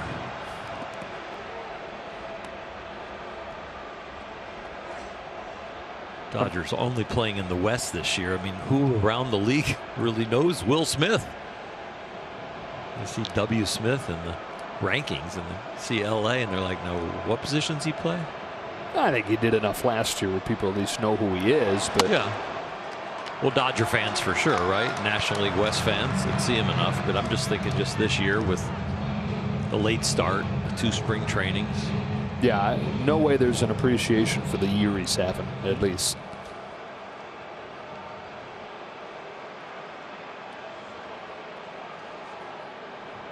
One ball, 2 strikes on Bellinger. 5-1 Dodgers in the 5th. Cody slices a base hit to left field. Here comes Will Smith. Profar's throw won't get him. Bellinger with an RBI single, and they continue to produce with 2 outs in this game, growing the lead to 6-1. Here and there, Cody starts to produce a little quietly. It hasn't been the big home runs. It hasn't been the 3-hit games, but he's been pecking away at finding some stats. Every time he has one of these, he gets closer to one of the long ones to right field. The confidence in the swing, visualizing the pitch. Nice inning by the Dodgers. Pollock comes up. Bellinger got the second in the throw. Here's a big bouncer right side. Cronenworth's got to wait on it to come down, and then quick trigger to get Pollock, ending the inning. But the Dodgers get 3 with 2 outs. Smith drives in a pair. Bellinger drives in one of his own. Halfway home, 6-1. Our ticket to the game, as always, is brought to you by T-Mobile. And until this season, the Dodgers' dominance over the Padres has been quite apparent. In fact, over the last couple of years, they have the highest win percentage over the Padres in terms of any opponent that they have faced. With a 17-7 record, the Dodgers continuing to dominate the San Diego Padres. You can see the other teams on this, but a 708 win percentage. In fact, the Dodgers have won the last 5 series at Petco Park, looking to make it 6 with a win today. And in that time frame, Alana, not just the Dodgers' best record over an opponent, but the best record for any team over any opponent. Clayton Kershaw and Dave Roberts chatting through things as this game goes to the bottom of the 5th. Dodgers ahead 6-1. Dustin May trying to make it hold up, trying to give him some length. The middle innings of this bullpen game. Strike one on Jason Castro.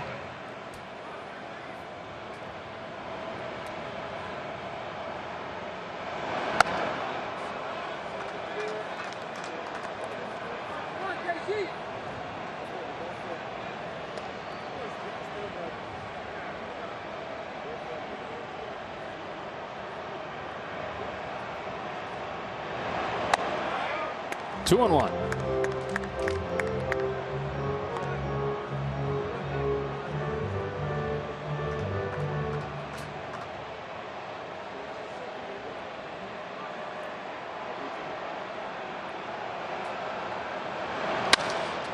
Pulls the bouncer to Lux in short right.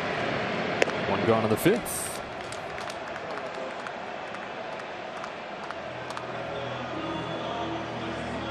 Second baseman nowadays, they have to do so many different things over there. It's usually the third baseman that gets protected by being swung over and the shortstop gets left alone. But the second baseman has to go all the way out there close to the right fielder sometimes, has to go way up the middle, could end up having a backhand. It's become a more difficult position to play defensively.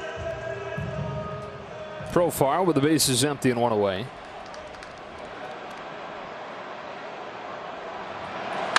Swings at May's first pitch, cranks it to right center field, but Pollock flags it down. A word from Morongo. Morongo, playing it safe. The good times are back. They've gone final, by the way. Colorado and Oakland, the A's 3, the Rockies 1, and so the Dodgers, to clinch a playoff spot today, would need to hold on to this score and then have the Brewers drop one game in their doubleheader.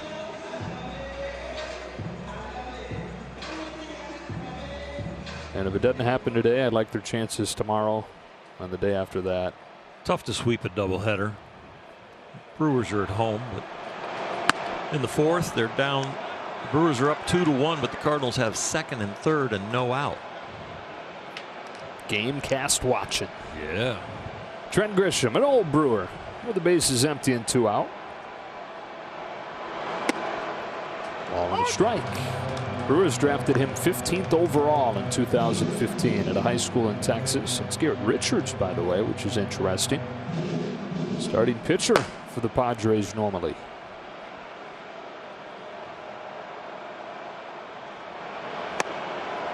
Ball two on Grisham. Grisham struggled his first couple years in the minors, and health was a big part of that. Actually, his second game as a pro, he got carried off the field on a stretcher after going into the wall head first. And he dealt with hamstring injuries. Brewers had him change his stance a little bit, had him change the way that he gripped the bat. See, it's kind of a unique way, like a golf grip with the thumbs up. Milwaukee wanted him to change to a more traditional grip, and he did that. Said he wanted to prove that he was a coachable guy, and as a young player didn't feel like he had the ground to stand on to say, no, I'm going to do it my way. So he tried it their way for a while and really struggled. Went back to his way last year, won minor league player of the year in the Brewers system, and got his first taste of the big leagues.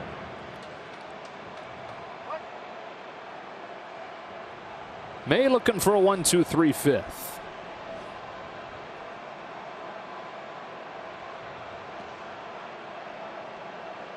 Couple Texas guys going head to head. Bases empty, two gone. Here comes a payoff pitch. Walked him.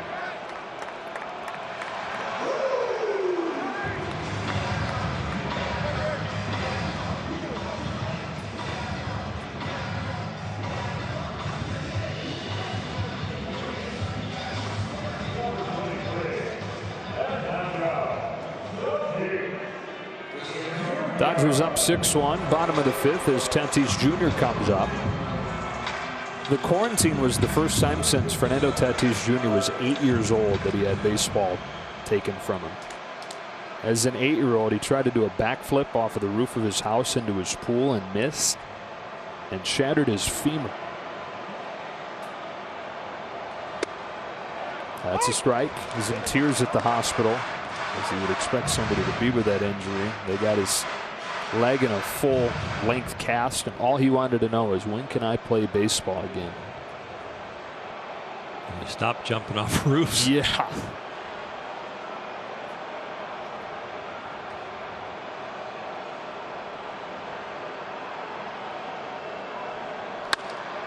Shoots one past May. There's Lux at second. He's had a busy day there, and he makes a nice play to get Tatis, who is now 1 for 11 in this series.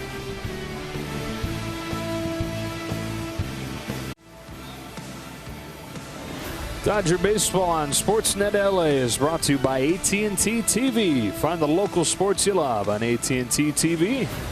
And by Morongo Casino Resort and Spa. Playing it safe. Good times. Well, this is a surprise. Garrett Richards, who has been a part of their starting rotation all season, comes on to pitch in the 6th inning. He struggled lately, but overall it's been a pretty good season.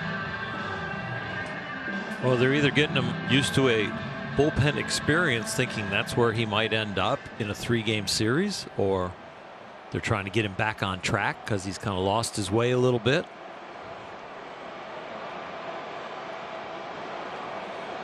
Chris Taylor. Fastball cut on and missed, strike one. Sure is going to be fascinating to watch the way these 3 games are managed, 3-game wild card round, and then how things are managed with there not being any off days in the middle of the division series or the championship series.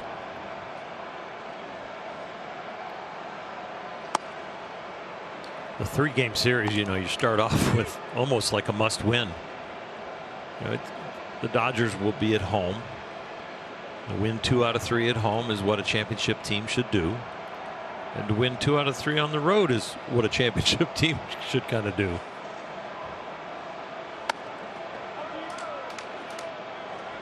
It will be interesting. I think we're going to see tons of matchups because of the deep rosters.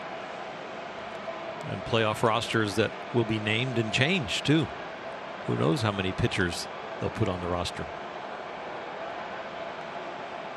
2-1. Ball 3 on Taylor. Now, what you've seen each of the last 3 World Series champions do is bring pitchers back on short rest out of the bullpen. Houston in 17, Red Sox in 18, the Nationals last year. You got something like 60% of their innings from Scherzer, Strasburg, and Corbin. That ball's hit to the moon by Chris Taylor. How far does it go? Second deck in left center. Taylor's 6th, one of the longest he's hit. And the Dodgers add 1. It's 7-1.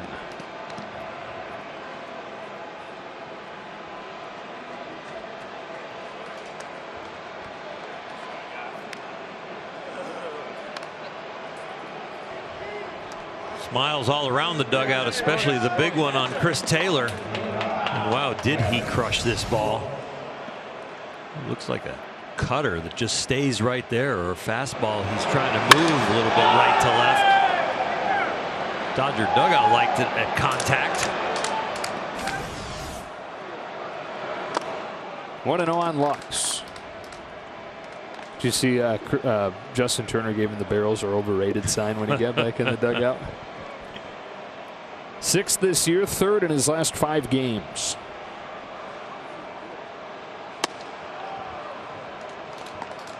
Do nothing but help his WAR. Didn't you say he was like one of the top 15 players in the National League? Yeah, he is. How about he and Will Smith under the radar? Now all of a sudden some of the names that you expect to produce, like the Bellingers and Lux and Muncy, those guys come along. This is a really deep lineup. The lineup we expected to be so deep at the beginning of the year.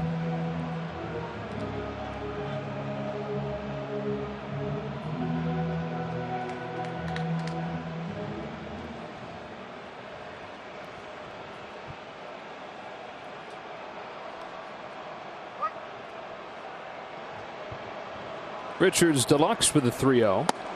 That's a 4-pitch walk. And a rough start to this outing for Richards. Homer by Taylor, 4-pitch walk to Lux. And now he's got to deal with the top of the order, which has caused chaos today. Mookie Betts has been on all 3 times and stolen 3 bases. The offense is functioning in a lot of different ways. Betts with 2 singles and 3 stolen bags, moving up on overthrows. The Dodgers have hit home runs also, and getting it done with 2 out and 2 strike RBIs also. Smith and Belly have those type, so they've been getting it done every way offensively. Strike one.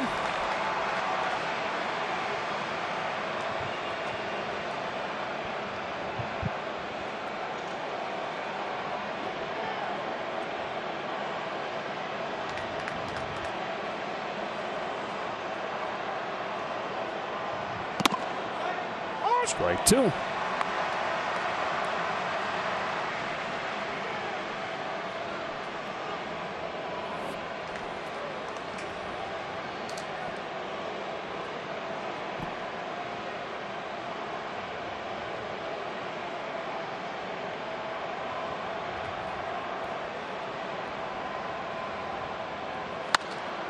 Betts flies the 0-2 to right. Routine for Myers.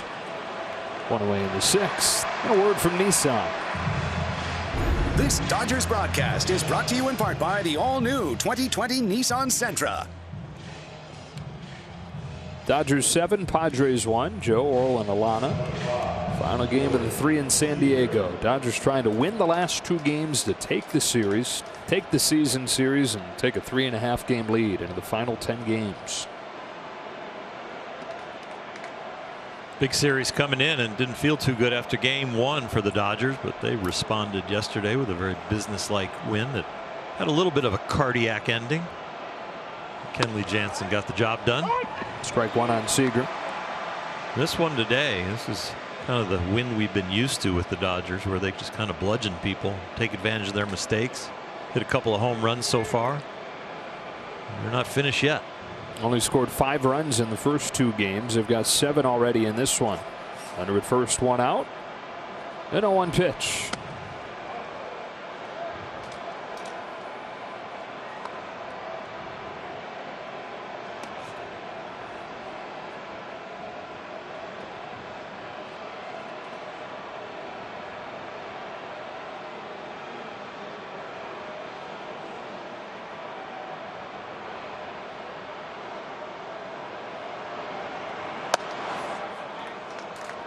Two and one.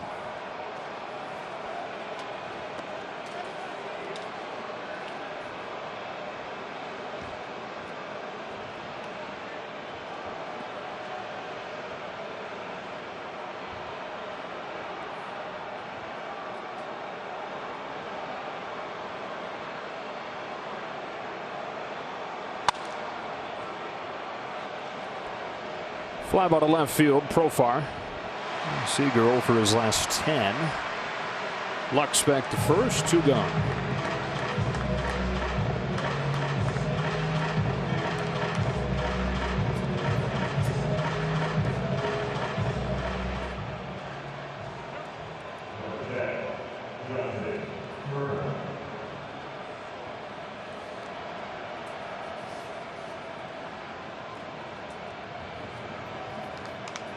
Turner extended the on-base streak to 23 games of the walk his last time. He scored twice today. Got to test that hamstring out, scoring from first on a 2-out double from Will Smith his last time on. Fouls off the first pitch.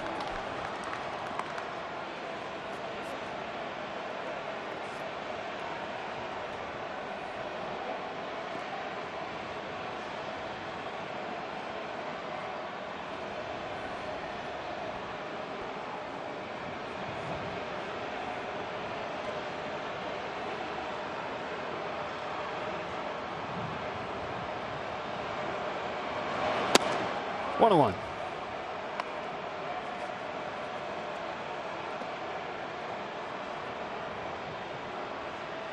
.32-year-old Garrett Richards, who was born in Riverside, California.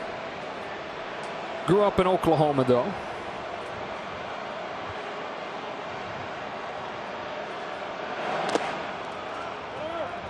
There goes Lux to second.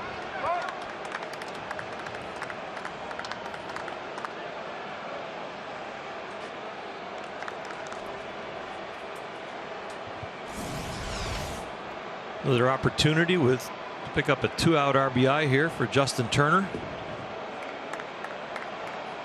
A wild pitch creates that opportunity.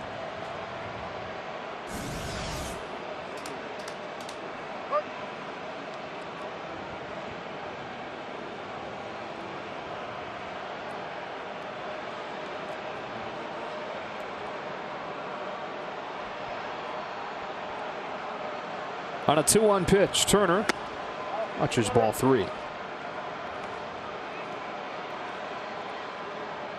Dodgers 4 for 7 with runners in scoring position and 2 out today.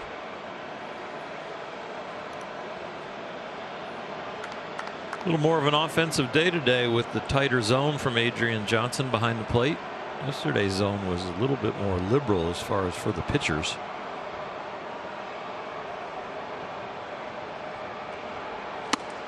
Full count.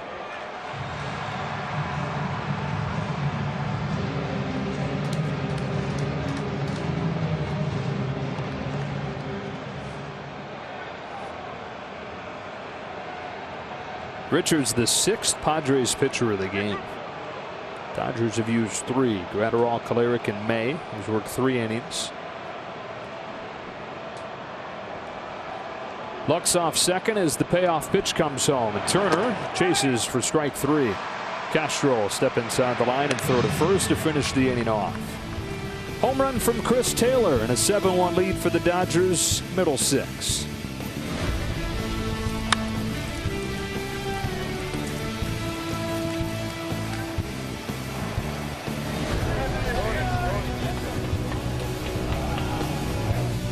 Friday on an all-new Backstage Dodgers, we take a look at how Joe and Oral prepare for a game broadcast. Also, Brewstar Gratterall is mic'd up for Saturday's game against the Astros. Don't miss an all-new episode of Backstage Dodgers Friday after the postgame right here on Sportsnet LA. Does that feel better having Alana read that? Yes, thank you, Alana. Yeah. Dustin May back to work. 7-1 lead now. Bottom of the 6th inning. Manny Machado to lead it off. That's a ground ball to third. Muncy up with it. 1 pitch, 1 out.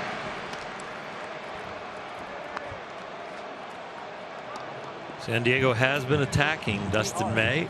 Who wants to get to a count where you're not sure it's going to be the fastball? If you get a fastball early, like you know he's probably going to throw, and you got a place where you can put it in play. They usually put it in play, but they usually make an out. A lot of soft contact against Dustin May. Doesn't strike out a lot of guys, but he'll get some contact and it'll be weak on a lot of ground balls.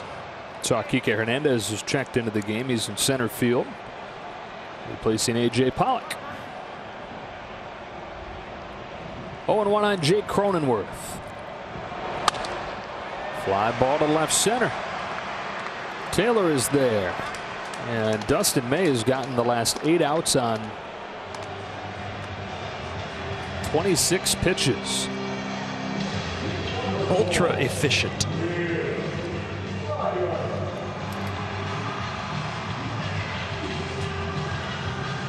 Just what the doctor ordered for this game. Myers. I was going to say, especially if you have dinner reservations.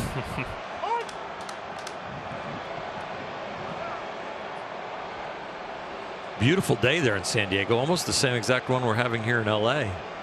90, 91 degrees. Perfect sunshine. We can almost see the mountains at Dodger Stadium here from our booth, where the smoke has subsided a little bit with the fires. Stammen warming. 2-1.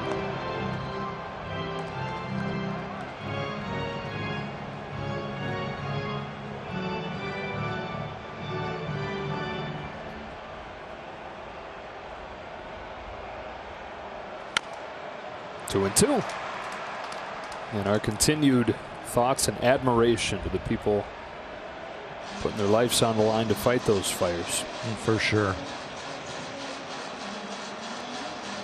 And thanks.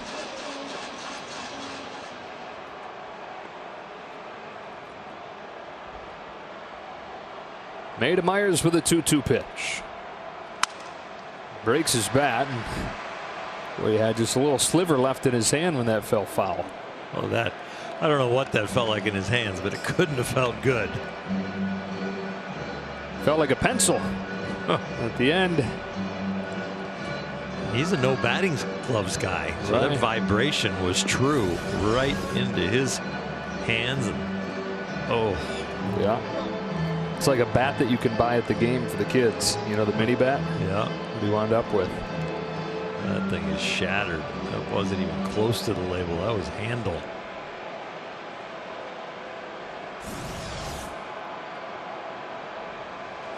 Got him to chase 100 up. There's that fastball up in the zone. You're calling for more of May from.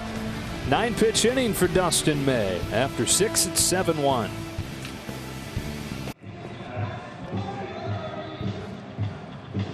A Dodgers membership takes season tickets to the next level with new benefits and exclusive experiences. Join today and secure your seats for great promotional nights, exciting matchups, and access to the 2021 opening day. Visit Dodgers.com/membership.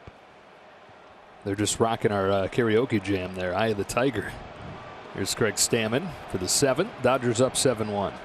That's a really hard karaoke song. I don't know why I picked that battle last night. Max Muncy looks at strike 1. Sometimes I don't like it when you just break into song, because on the internet people don't know if it was you or me, and I get ripped on a little bit. It's really kind of hard. You know, can you say before you break into it, this is going to be Joe? Yeah, here's Joe about to sing horribly. 0-2. Listen, if it's horrible, it's me. Oh, no. You got a pretty decent little singing voice. Let's just get off this topic. I'll hear it from Happy Birthday tonight. Yourself singing? I was hoping you. Oh, yeah. I'll try and sprinkle one in for you.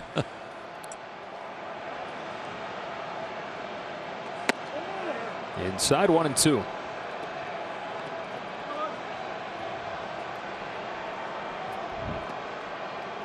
A little easier to pitch, a little harder to hit as the shadows creep in.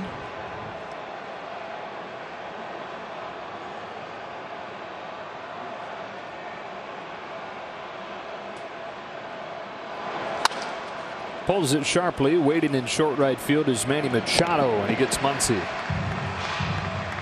One of the lessons that the modern pitcher might not learn if the DH sticks around is how tough it is to hit, and it gives you a lot of confidence when you get in lighting situations like this, or you're pitching against a guy that's got unusual stuff, maybe stuff like yours, so you go, wow, I'm having trouble with picking this guy up, and I've got a breaking ball just as good or better than his, and I'm having trouble picking this up in this lighting. I got to have a lot of confidence next inning. These hitters can't see the ball. Another good game for Will Smith. 2 for 3 with a 2-run double. Strike 1. We joked with him the other day that Dustin May was working on endorsements for hair care products. I didn't know if he maybe had anything, any irons in the fire, anything he was working on for endorsement deals. He didn't. He had trouble coming up with one. I suggested one for him. He took it as kind of a rip, but I said, how about milk? He goes, why? Because I'm boring? I go, no, I had a milk deal. Did you just looking around the team, it's like who on the team would have the milk deal? Would he have the milk mustache? Did you do that one? Yeah, I did it with Kevin Brown before I got bombed in the '97 World Series. 1 and 2. What a great ad for almond milk, you getting bombed. Yeah, Kevin Brown and I put the milk mustaches on, stood back to back, and had a full-page ad in a lot of different places. And he went off and did well, and I went off and did poorly. Haven't had dairy since. 1-2 pitch. Got him swinging. 2 gone.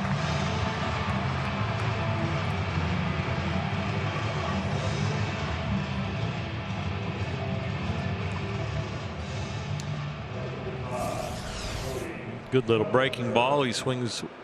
Well, it just looks like off the end, just out in front of it.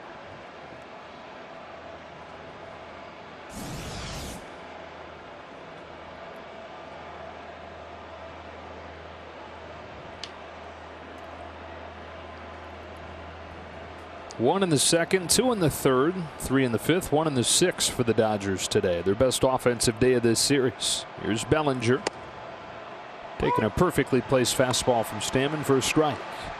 Bellinger 1 for 3. Knocked in a run with a single his last time. After going the first 2 weeks of the month without an RBI, he's driven one in each of the last 2.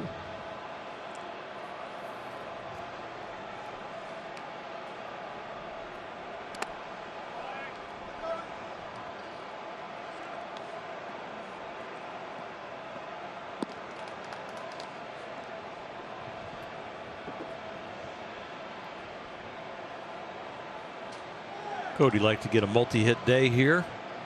Have a little momentum going into Colorado.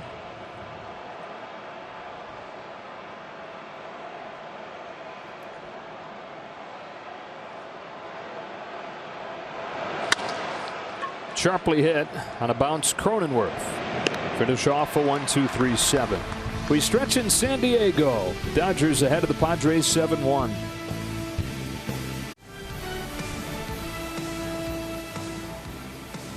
Dodger Baseball on Sportsnet LA is brought to you by Jack in the Box. Because you asked for it, the Jack in the Box Spicy Chicken Strips Combo is back on the menu for a limited time for only $5.99. And by Nissan. Choose Nissan today for great offers on our most exciting lineup ever. Shop NissanUSA.com. Beautiful. 7-1. Dodgers up, bottom of the 7th. Mitch Moreland leads it off against Dustin May. He misses away with his first one. Very efficient today. May took him a while to settle in. Third inning, he did 20-some pitches, but he's been averaging like 3 or 4 pitches per at bat since.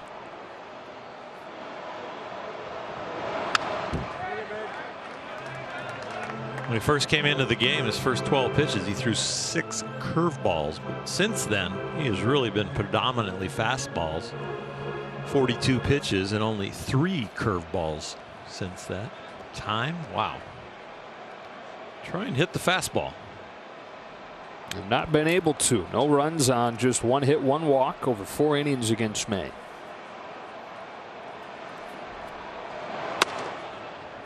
One and 2.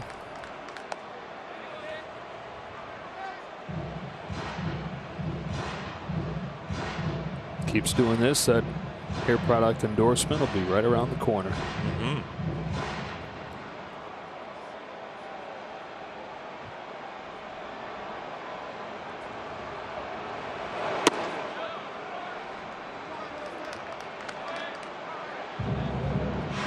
How much did you say you wanted to pay me? No.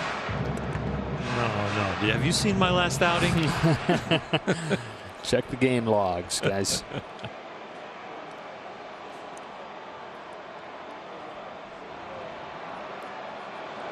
It's 2-2. Taken high, full count. Who's the Pittsburgh Steeler that does the hair deal? It was Troy Polamalu. Yeah, he doesn't do it anymore. He retired though. Yeah. I remember that. Does he still have the deal? Still has the deal. Good. Watch out, Dustin May. Keep the hair, keep the deal, I guess. Former Trojan Troy Polamalu.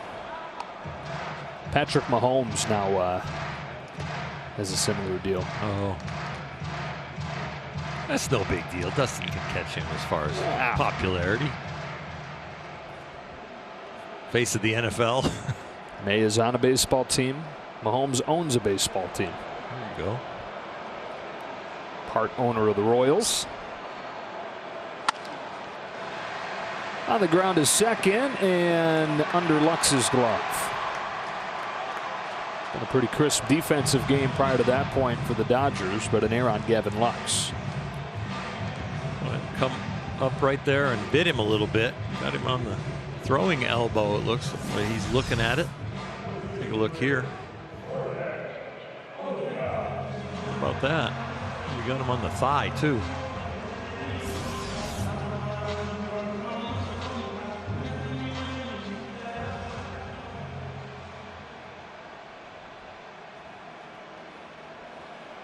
Leadoff man aboard. Jorge Oña's the hitter. Looks at strike 1.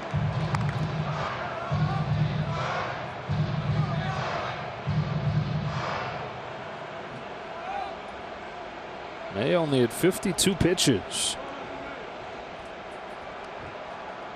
Took over in the 3rd inning, or make that 60 pitches, beg your pardon. Took over in the 3rd inning. Ball on a strike on Onya. 7-1 lead here in the 7th. That 7-1 lead gives Dave Roberts a lot of flexibility.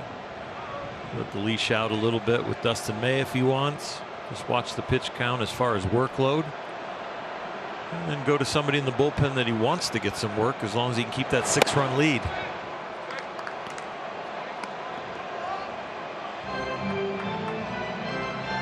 Does it shock you to see baseball players with the number 85? Yeah, I don't love it.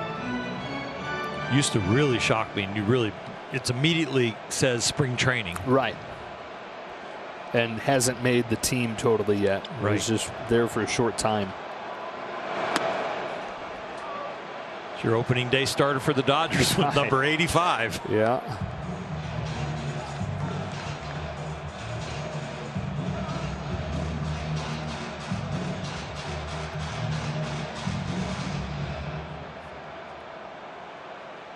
If you could pick a number for him, what would it be?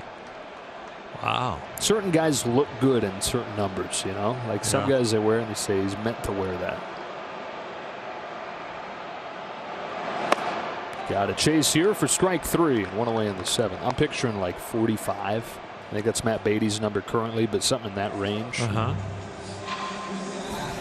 was thinking something like with some curvature to the top of both numbers so that it kind of fits in with the hair. Okay. Either, I don't know, like a 28, maybe too low, 38. We'll see if he ever wants to lower the number as the resume gets better. 1 on 1 out. Here's Jason Castro. How'd you wind up with 55 long term? Because that's the number I made the team with, and the numbers that I would have chose that were lower were all gone. 10, 15, and 27 were the numbers that I kind of grew up with. And 10's a little low for a pitcher. Ron Say had it. And then 15, I can't remember who was taken at that time. Maybe Lopes was gone. 27 was Joe Beckwith. But I just said, I just said to myself, all right, it's a high number, especially high at the time. I think Don Drysdale at 53. Steve Howe, I think, was 57 when he had come up.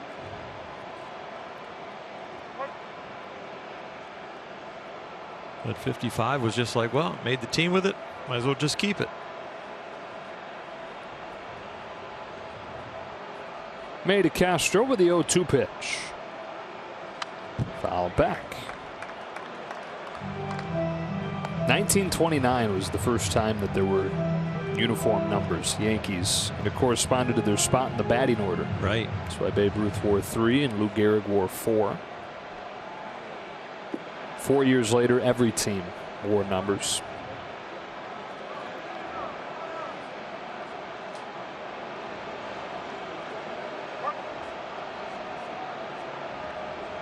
I think they're great for the fans when they open the gates. I remember that we were supposed to wear something when the gates were open that had a number on, so when the fans come early to watch BP, it's not a tradition that baseball has kept, but you were supposed to have something on that had your name on your back or your number, so that people, while they were even watching warm-ups in BP, they knew who they were watching from the 2nd deck or the 3rd deck. May gets his 5th K of the day, retiring Castro. Now word from Jack in the Box. A little birdie told me you wanted them back really bad. Get my spicy chicken strips combo for only $5.99. 7-1, Dodgers in front, bottom of the 7th inning. Moreland's at first with 2 gone, and Jurickson profile. Takes ball 1. Referenced the book Game of Inches a few times. Right. It traces the history of all of baseball's innovations back to the very beginning. Apparently there were first discussions about numbers on uniforms in the 1880s and the 1890s in Cincinnati, but the players pushed back because they thought numbers on their jerseys would make them look like prisoners.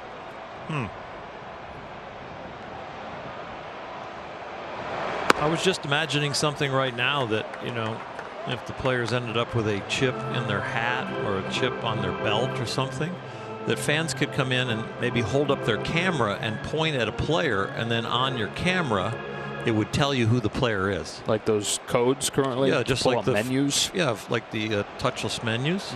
It just kind of pointed at the field, and all of a sudden maybe even a picture of the guy and his stats come up, the guy you're pointing at. Profar launches this ball right field and gone. 2-run home run for Jurickson Profar. And a 7-3 game. He is staying hot, and he was the first Padre to really catch up with that fastball of Dustin Mays and just shake that one off as quickly as you can.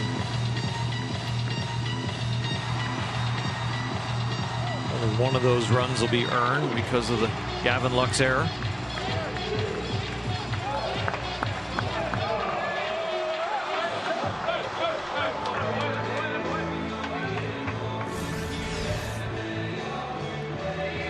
Profar with his 7th of the year.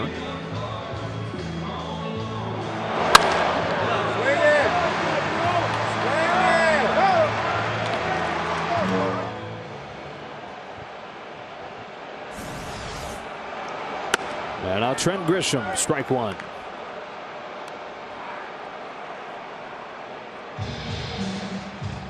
I like the idea, though, that the is it QR codes? QR codes, yeah. Same idea as that, but put it over the field. And you know, just go to the telephoto lens to make sure you're zooming in on just that player. And if there's two players, like they're shagging in BP and they're standing next to each other in a conversation, your phone picks up both of them. One pops up on the left, one pops up on the right. And do you get a script of what they're talking about too? No, I don't think you would get that, but you could touch on their picture then, and maybe their current stats would come up, or something that you've said is one of your things that you'd like to see. I think you're onto something, and you should not say another word before somebody else cashes in. Somebody's already doing it. Yeah. Still 1-2. You're a big idea guy. You have like an invention a day.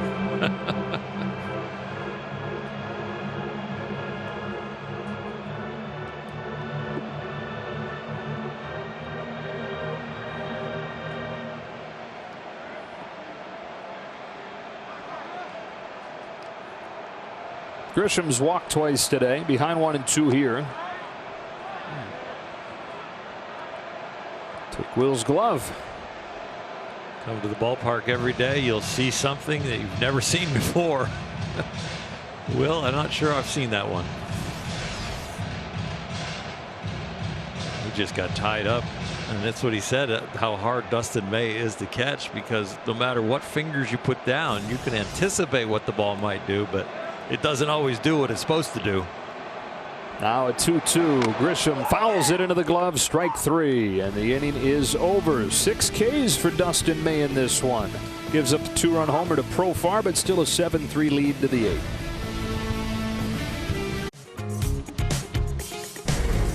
As always, the Dodgers calendar is brought to you by Nissan. After this game today, they will head to Colorado to have a 4-game series against the Colorado Rockies in Denver. Then they'll come home, a day off on Monday, and then the final 6 games of this regular season. Hard to believe that after today, guys, just 10 games remaining before the postseason begins. It's crazy. Lead this one 7-3 as Pierce Johnson comes on to pitch, top of the 8th.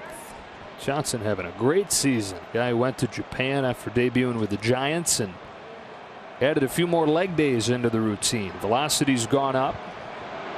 So it's his success. Ball one on Kike Hernandez, who's up there for the first time today. Leg day, the best day. Used to be for me. Yeah. Did it take the most motivation to get ready for it, or did you like it? I liked it. Yeah. I liked it. It made cardio after harder, of course, because I was on the VersaClimber after my leg day. Get it all washed out, keep going. Kike going through a good stretch. Pops this one up. Foul ground at first. Moreland giving chase. He's there. Oh, snow cone. Hernandez the first out. Brings up Chris Taylor. We look at his home run on Statcast, powered by Google Cloud. Should be some impressive numbers. Oh, yeah. 109, 95 considered hard hit. That is really hard hit. Hard hit plus 15.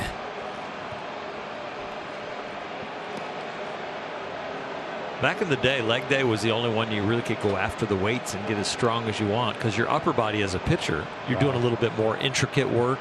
Weren't really allowed to go overhead completely. If you were going to do anything overhead, it was going to be on a specific angle forward so you wouldn't impinge your shoulders. So you really didn't go after the weights as much as they do nowadays compared back in the 80s and 90s. Still, though, even now, pitchers, I think, are a little more careful in what they do with the upper body workouts. Strike 2 on Taylor. There's still a stigma with overhead pressing. Yeah, I don't know if they're still doing it here or not. I don't think they are. I think there's got to be a certain amount of angle to keep you from going overhead. We did a lot of pull downs. Taylor shoots one to right center field. Myers runs it down for out number 2. Like lat pull downs? Yeah, lat pull downs on a, 15, 20 degrees from being upright, coming back into your chest. Didn't do a lot of bench press at all. If we did, it was on an angle. Because you don't want bulk typically as a starting pitcher, as a pitcher. Yeah, and you don't want to do a lot of stuff that's deep with your elbows going behind you, because then you're taking the humeral head of your shoulder and shoving it to the front, whereas a lot of the rest needs to be with pitchers, because you're taking that, when you cock your arm to throw the ball as hard as you can, that humeral head wants to come forward. That's ended up being my surgery. That front labrum of the shoulder that holds it together. You really are wanting that side to be a certain amount of tightness on the front and a certain amount of laxity on the back, so that the arm can follow through. Block so for 2 today. Sorry, Bill. It's okay. 1-2. You're on a roll, man. Got on my soapbox right there about arms. Or your jump box. Or you, Oh, I didn't like the jump box. Torture on the shins. They've evolved, though, where there are like padded jump boxes. Oh, I got some scars on my shins from those. 1-2 on Lux. I used to work out on the slide board a lot, like you're skating. Put these booties on your sneakers and get real slippery on a slide board back and forth like you're skating. Really good leg workout. Then you dusted it and played some shuffleboard, right? Yeah. But you think about pitchers are doing a lot of side to side with the legs. Went around, and they will throw down to finish off the inning. 7-3 game to the bottom of the 8th.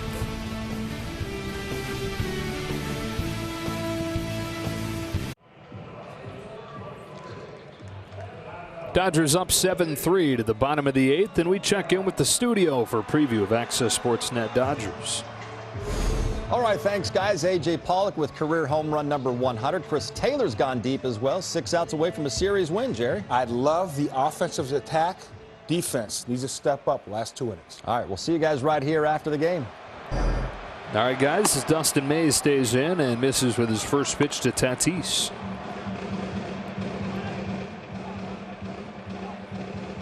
Tatis 0 for 3 today, 1 for 11 in this series, and his first real slump of the year, 2 for his last 26. The Dodgers perhaps one at bat away from escaping before he finds it again, because he's never going to go too long without putting his impact on the game. The rest of the league is watching how they have pitched him. The Dodgers, of course.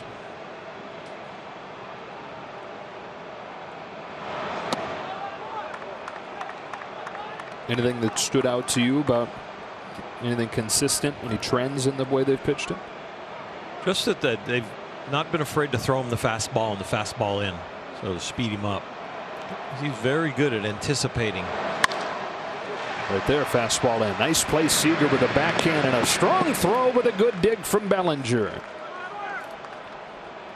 A lot of great hitters see a lot of off-speed stuff, and then they just go up there and hunt it. And I think the Dodgers maybe have recognized that they like the fact that they're going to mix all of their arsenal to them and not shy away from the fastball.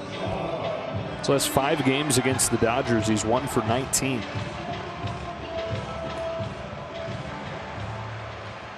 Probably a combination of good pitching and he's in a slump.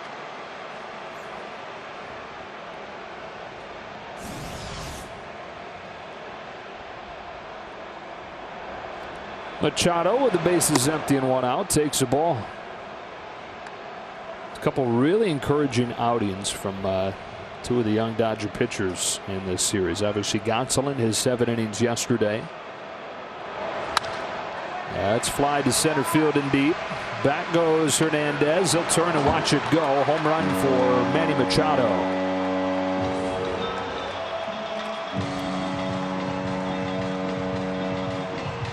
14th of the season puts him within 1 of Mookie Betts and Fernando Tatis Jr. for the league lead.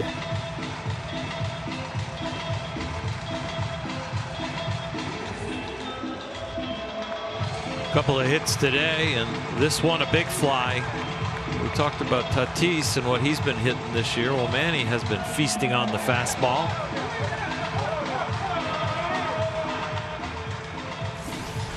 Dustin May throwing the heater. This one in that height that you don't want. It's not low and it's not high. This thigh high, and big league hitters can time a bullet. Doesn't matter if you're throwing at 99 or 100. If you're center cut, you're pretty good at squaring it up.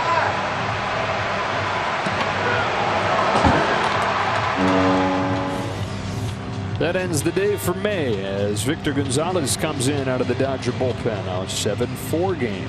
We're in the 8th. And then Machado, he goes 5 1/3. Only earned run came on that Machado homer. And he hands it off to Victor Gonzalez with the Dodgers up now 7-4 in the 8th inning.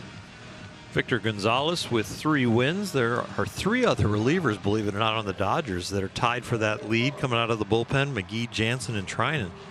But this is a very integral part and an interesting outing for the rest of the year for Victor Gonzalez, especially after the loss of Caleb Ferguson.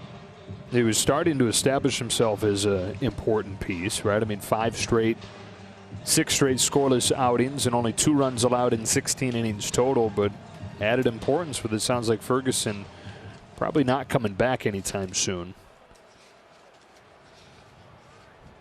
The young left-hander out of Mexico to face Cronenworth.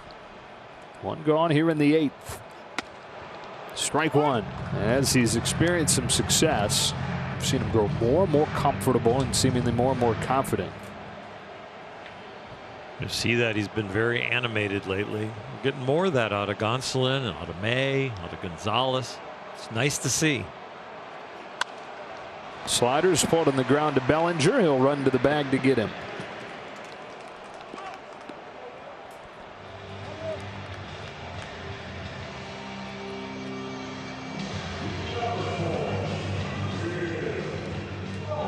Dodgers 7, Padres 4. Here's Will Myers. Shadows creeping out of the diamond.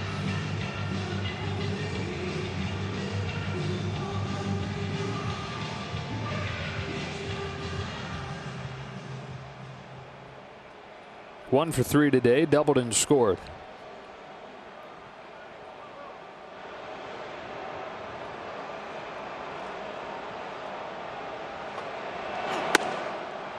Attacks with 97, strike 1. He's letting it rip. Yeah, his fastball average is usually around 95, almost 96. He's got a nice speed differential. Take a look at Manny Machado toweling off after the home run. Good play-by-play. Thank you. 0-2. I like the speed differential Victor Gonzalez has. He's got that sweeping slider that can act like a curveball as big as it is, and he can separate those 2 pitches, the fastball and the slider, by about 11 miles an hour. A lot of times with a slider it's only 5 to 7 mile an hour difference, but it's got a little bit more deception as far as taking some speed off. The opponents are 1 for 25 against that slider after Cronenworth grounded out against it. Like so many pitchers, I don't think you go up to Victor Gonzalez and say, you know, your breaking ball is more of a curve. No, no, no, it's a slider. Okay, it's a slider. What if I want to call it a curve? Yeah, call it whatever you want if it's getting them out. Now the 1-2. Myers takes just low, ball 2.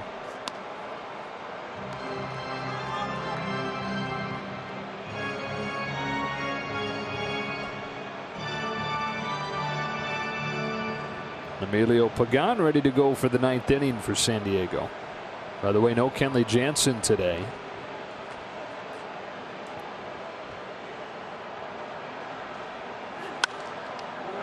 Got under it. Routine in center for Hernandez. And this game goes to the 9th. Padres within 3 of Machado's home run.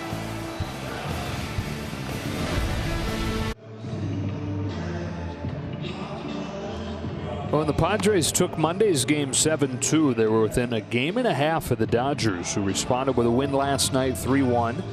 If they can hang on to this lead, they'll have a 3.5 game lead with 10 left. The Dodgers play 500 the rest of the way. San Diego would have to go 9-0 to win the West. Emilio Pagan is the 9th Padres pitcher of the game. It's a new franchise record for the most pitchers used in a 9-inning game. Both teams piecing it together today. Dodgers have used 4. Top of the order, Mookie Betts looking for some insurance here. A little too close for comfort after the 2 home runs for the Padres against May. 1 from Profar, 1 from Machado.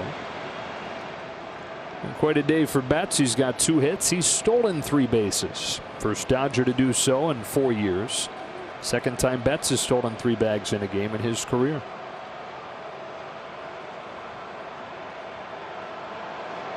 Here's an 0-1. Ball 1. Moreland, Oña, and Castro due up against somebody other than Kenley Jansen, who had to throw 28 pitches last night.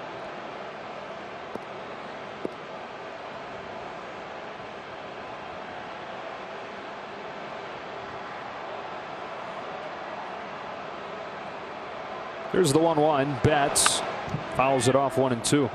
Nobody up in the Dodger bullpen. Victor Gonzalez can finish off this game.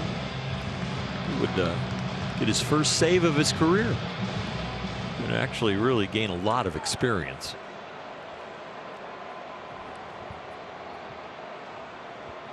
Already got 3 wins. Got a 97-mile-an-hour fastball and got a really good slider. Huge step forward for him this year. Roller to short. Tatis show off that cannon of an arm just in time to get Betts. Now a word from Marco.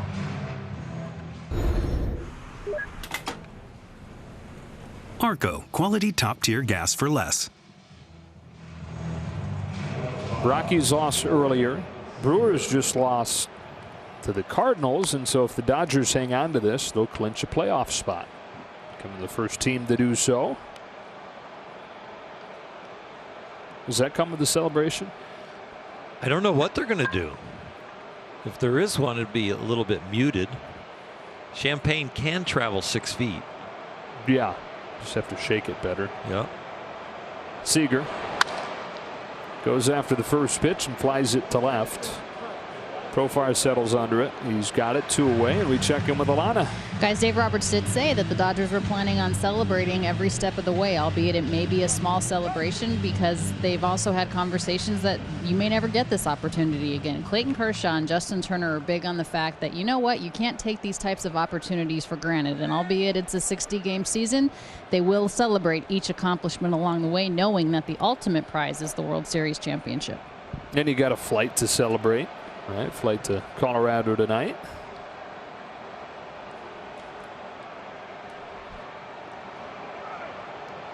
So now Zach McKinstry coming up as a pinch hitter, making his major league debut. Swings and misses at the first one. McKinstry just activated today. Somebody who was a star of spring training, really turned Dave Roberts' head, the rest of the staff's heads. Performed well in summer camp as well. Takes a fastball high and away, and it's 1-1.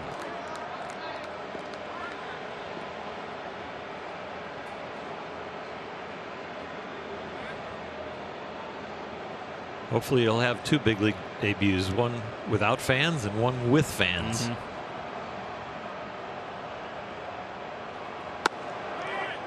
A 33rd round pick just 4 years ago out of Central Michigan. 33rd round, more of an afterthought, but climbs his way through the minors. Just kept on getting better, kept on putting up great numbers. And now Zach McKinstry, a big leaguer. 2 balls, 2 strikes. He's not getting the best of light for his first big league at bat. As we take a look at Pedro Baez, now loosening, but he will remember this at bat the rest of his life. Waiting on a 2-2 from Pagan.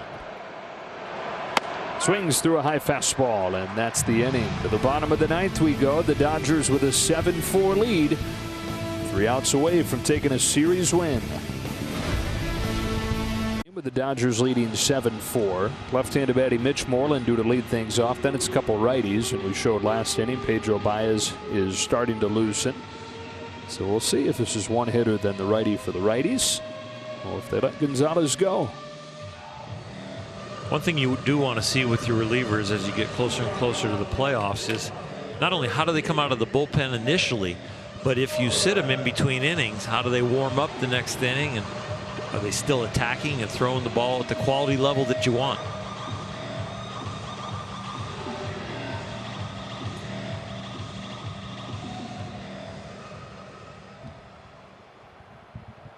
So here we go at the bottom of the 9th. Moreland to lead things off. Dodgers trying to take this series and the season series from San Diego and reestablish control in the division. Attacks a 97-mile-per-hour fastball, strike 1.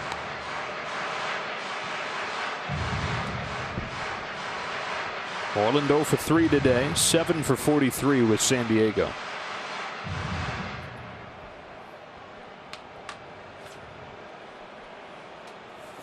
From here it's on to Denver to take on Colorado. Rios and Freeland tomorrow.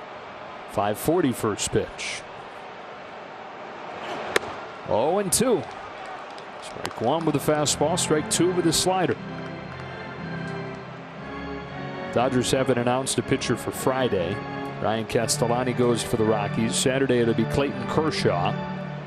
And Sunday Tony Gonsolin. Oña and Castro to follow.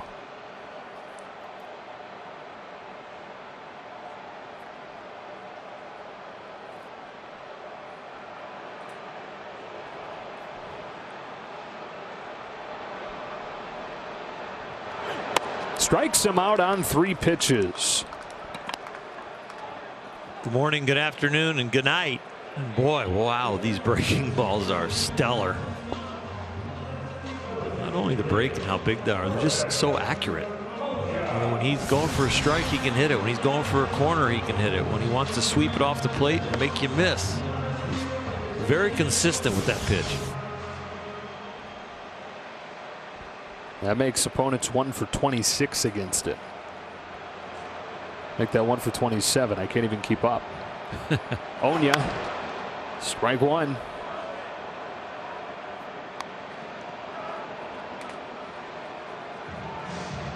So we meet again. These two teams, really good chance. That'll be in the division series in Texas.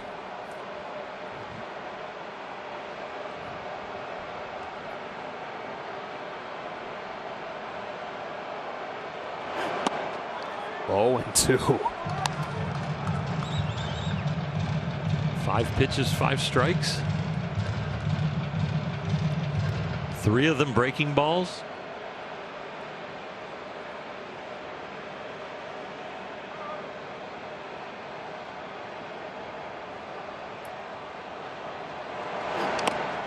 Ball 1. It's a good miss. 0-2 breaking ball. Going to be chase, or I'm going to bounce it.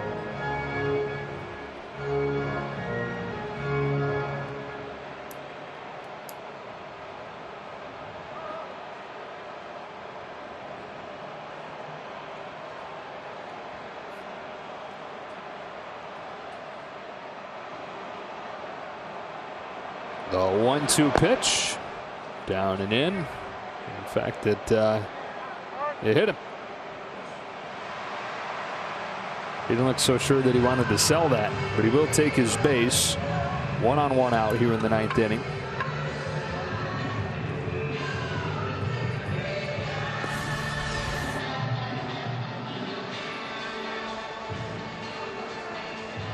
Just grazed the top of his shin guard. Well, the back foot, no shin guard, but he sure didn't wince with any pain.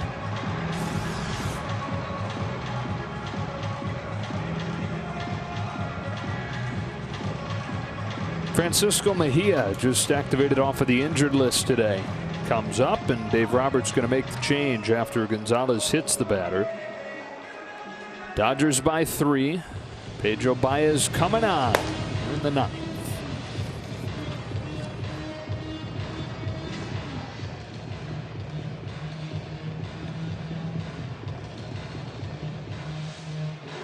Pedro's still working himself into shape, getting the slider and the changeup going.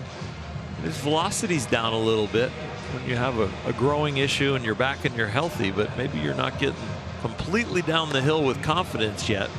But he's down about 1.5 miles as far as the fastball velocity, and that can be important when all of a sudden your off-speed stuff starts to close in with your fastball. So love to see a little uptick in the velocity above 95, right around 95, and you'd love to see him get a feel for the changeup. Oña's aboard after he was hit by the Gonzalez pitch. Castro's coming up, then Profar. And you'd like to end things right there, not have to deal with the top of the order.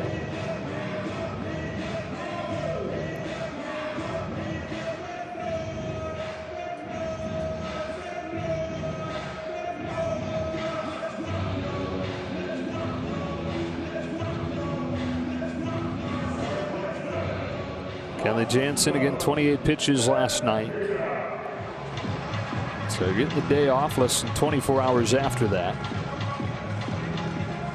And it is Mejia pinch hitting for Castro.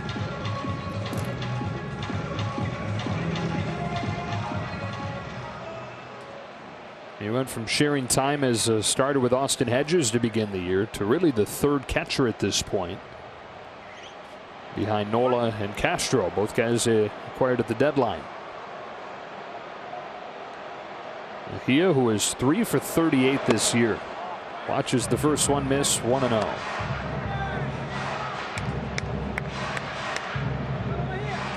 First at bat since August 15th. Missing about a month with a thumb injury.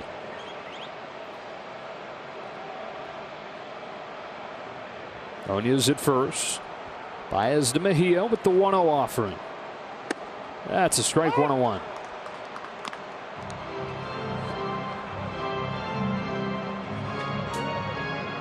If Mejia reaches, Padres get the tying run to the plate. Got 2 in the 7th, 1 in the 8th. In a game that was once 7-1. Here's the 1-1. Pop up and foul ground at first base. Bellinger's over near the dugout. Not enough room. 1-2.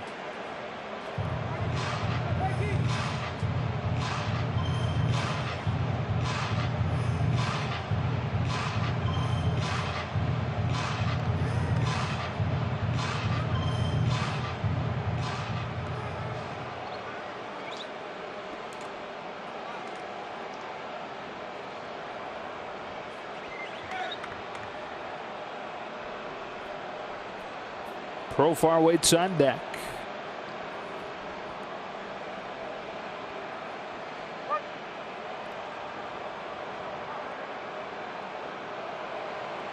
Baez ready. Here he comes. Ball 2.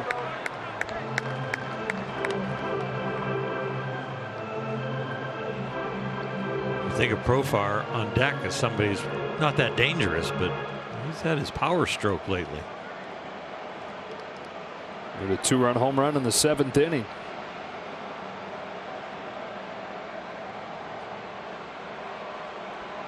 Two. Helped him out on a pitch that was up above the letters.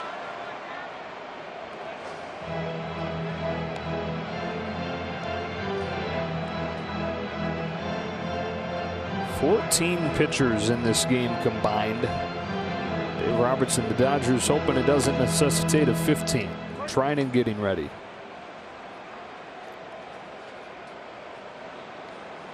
Nine for the Padres, franchise record for a 9-inning game. Baez the 5th for LA.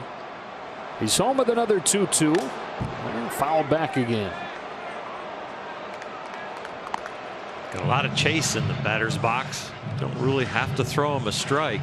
Seems like anything he can reach, he's going to be swinging at.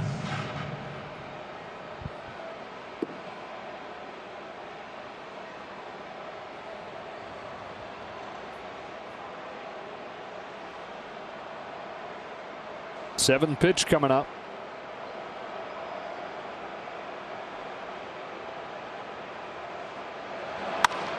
Yanked to left.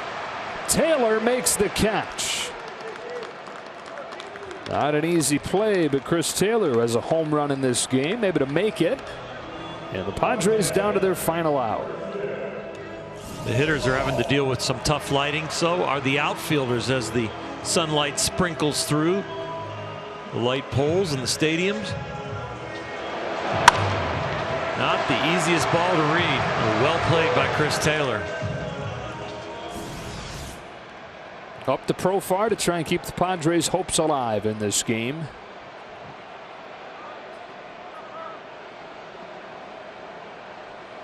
Two-and-a-half game lead in the division. Out away from making that 3.5 with 10 left.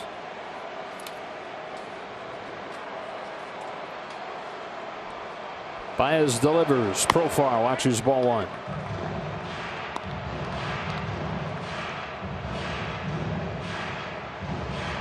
Padres haven't lost back-to-back games in more than a month.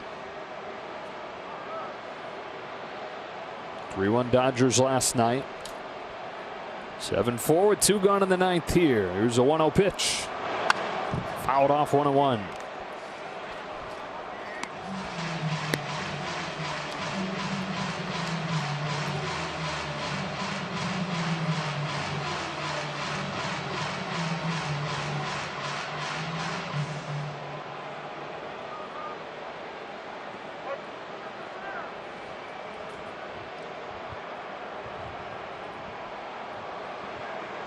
The 1-1 pitch. It fades in for strike 2. Onia takes second without a contest. Padres down to their last strike.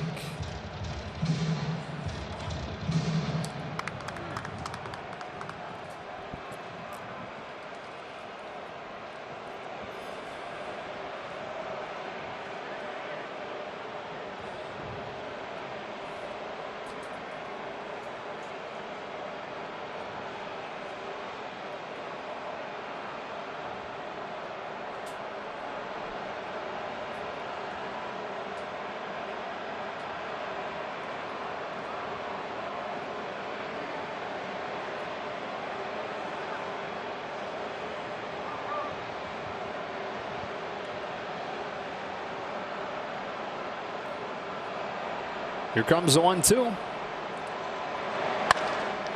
Swats one through the left side base hit, and San Diego will get the tying run to the plate in the 9th inning. Onia in to score on an RBI single for Jurickson Profar, who's driven in 3 of San Diego's 5 runs.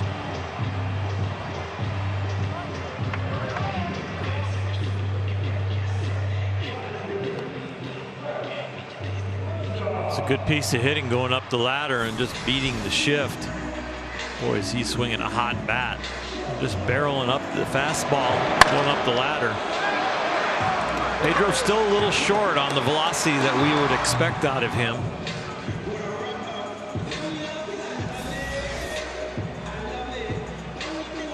So 4 straight runs for the Padres here in the late innings.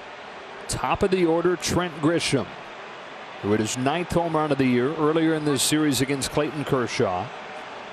Represents the tying run. 2 gone in the 9th.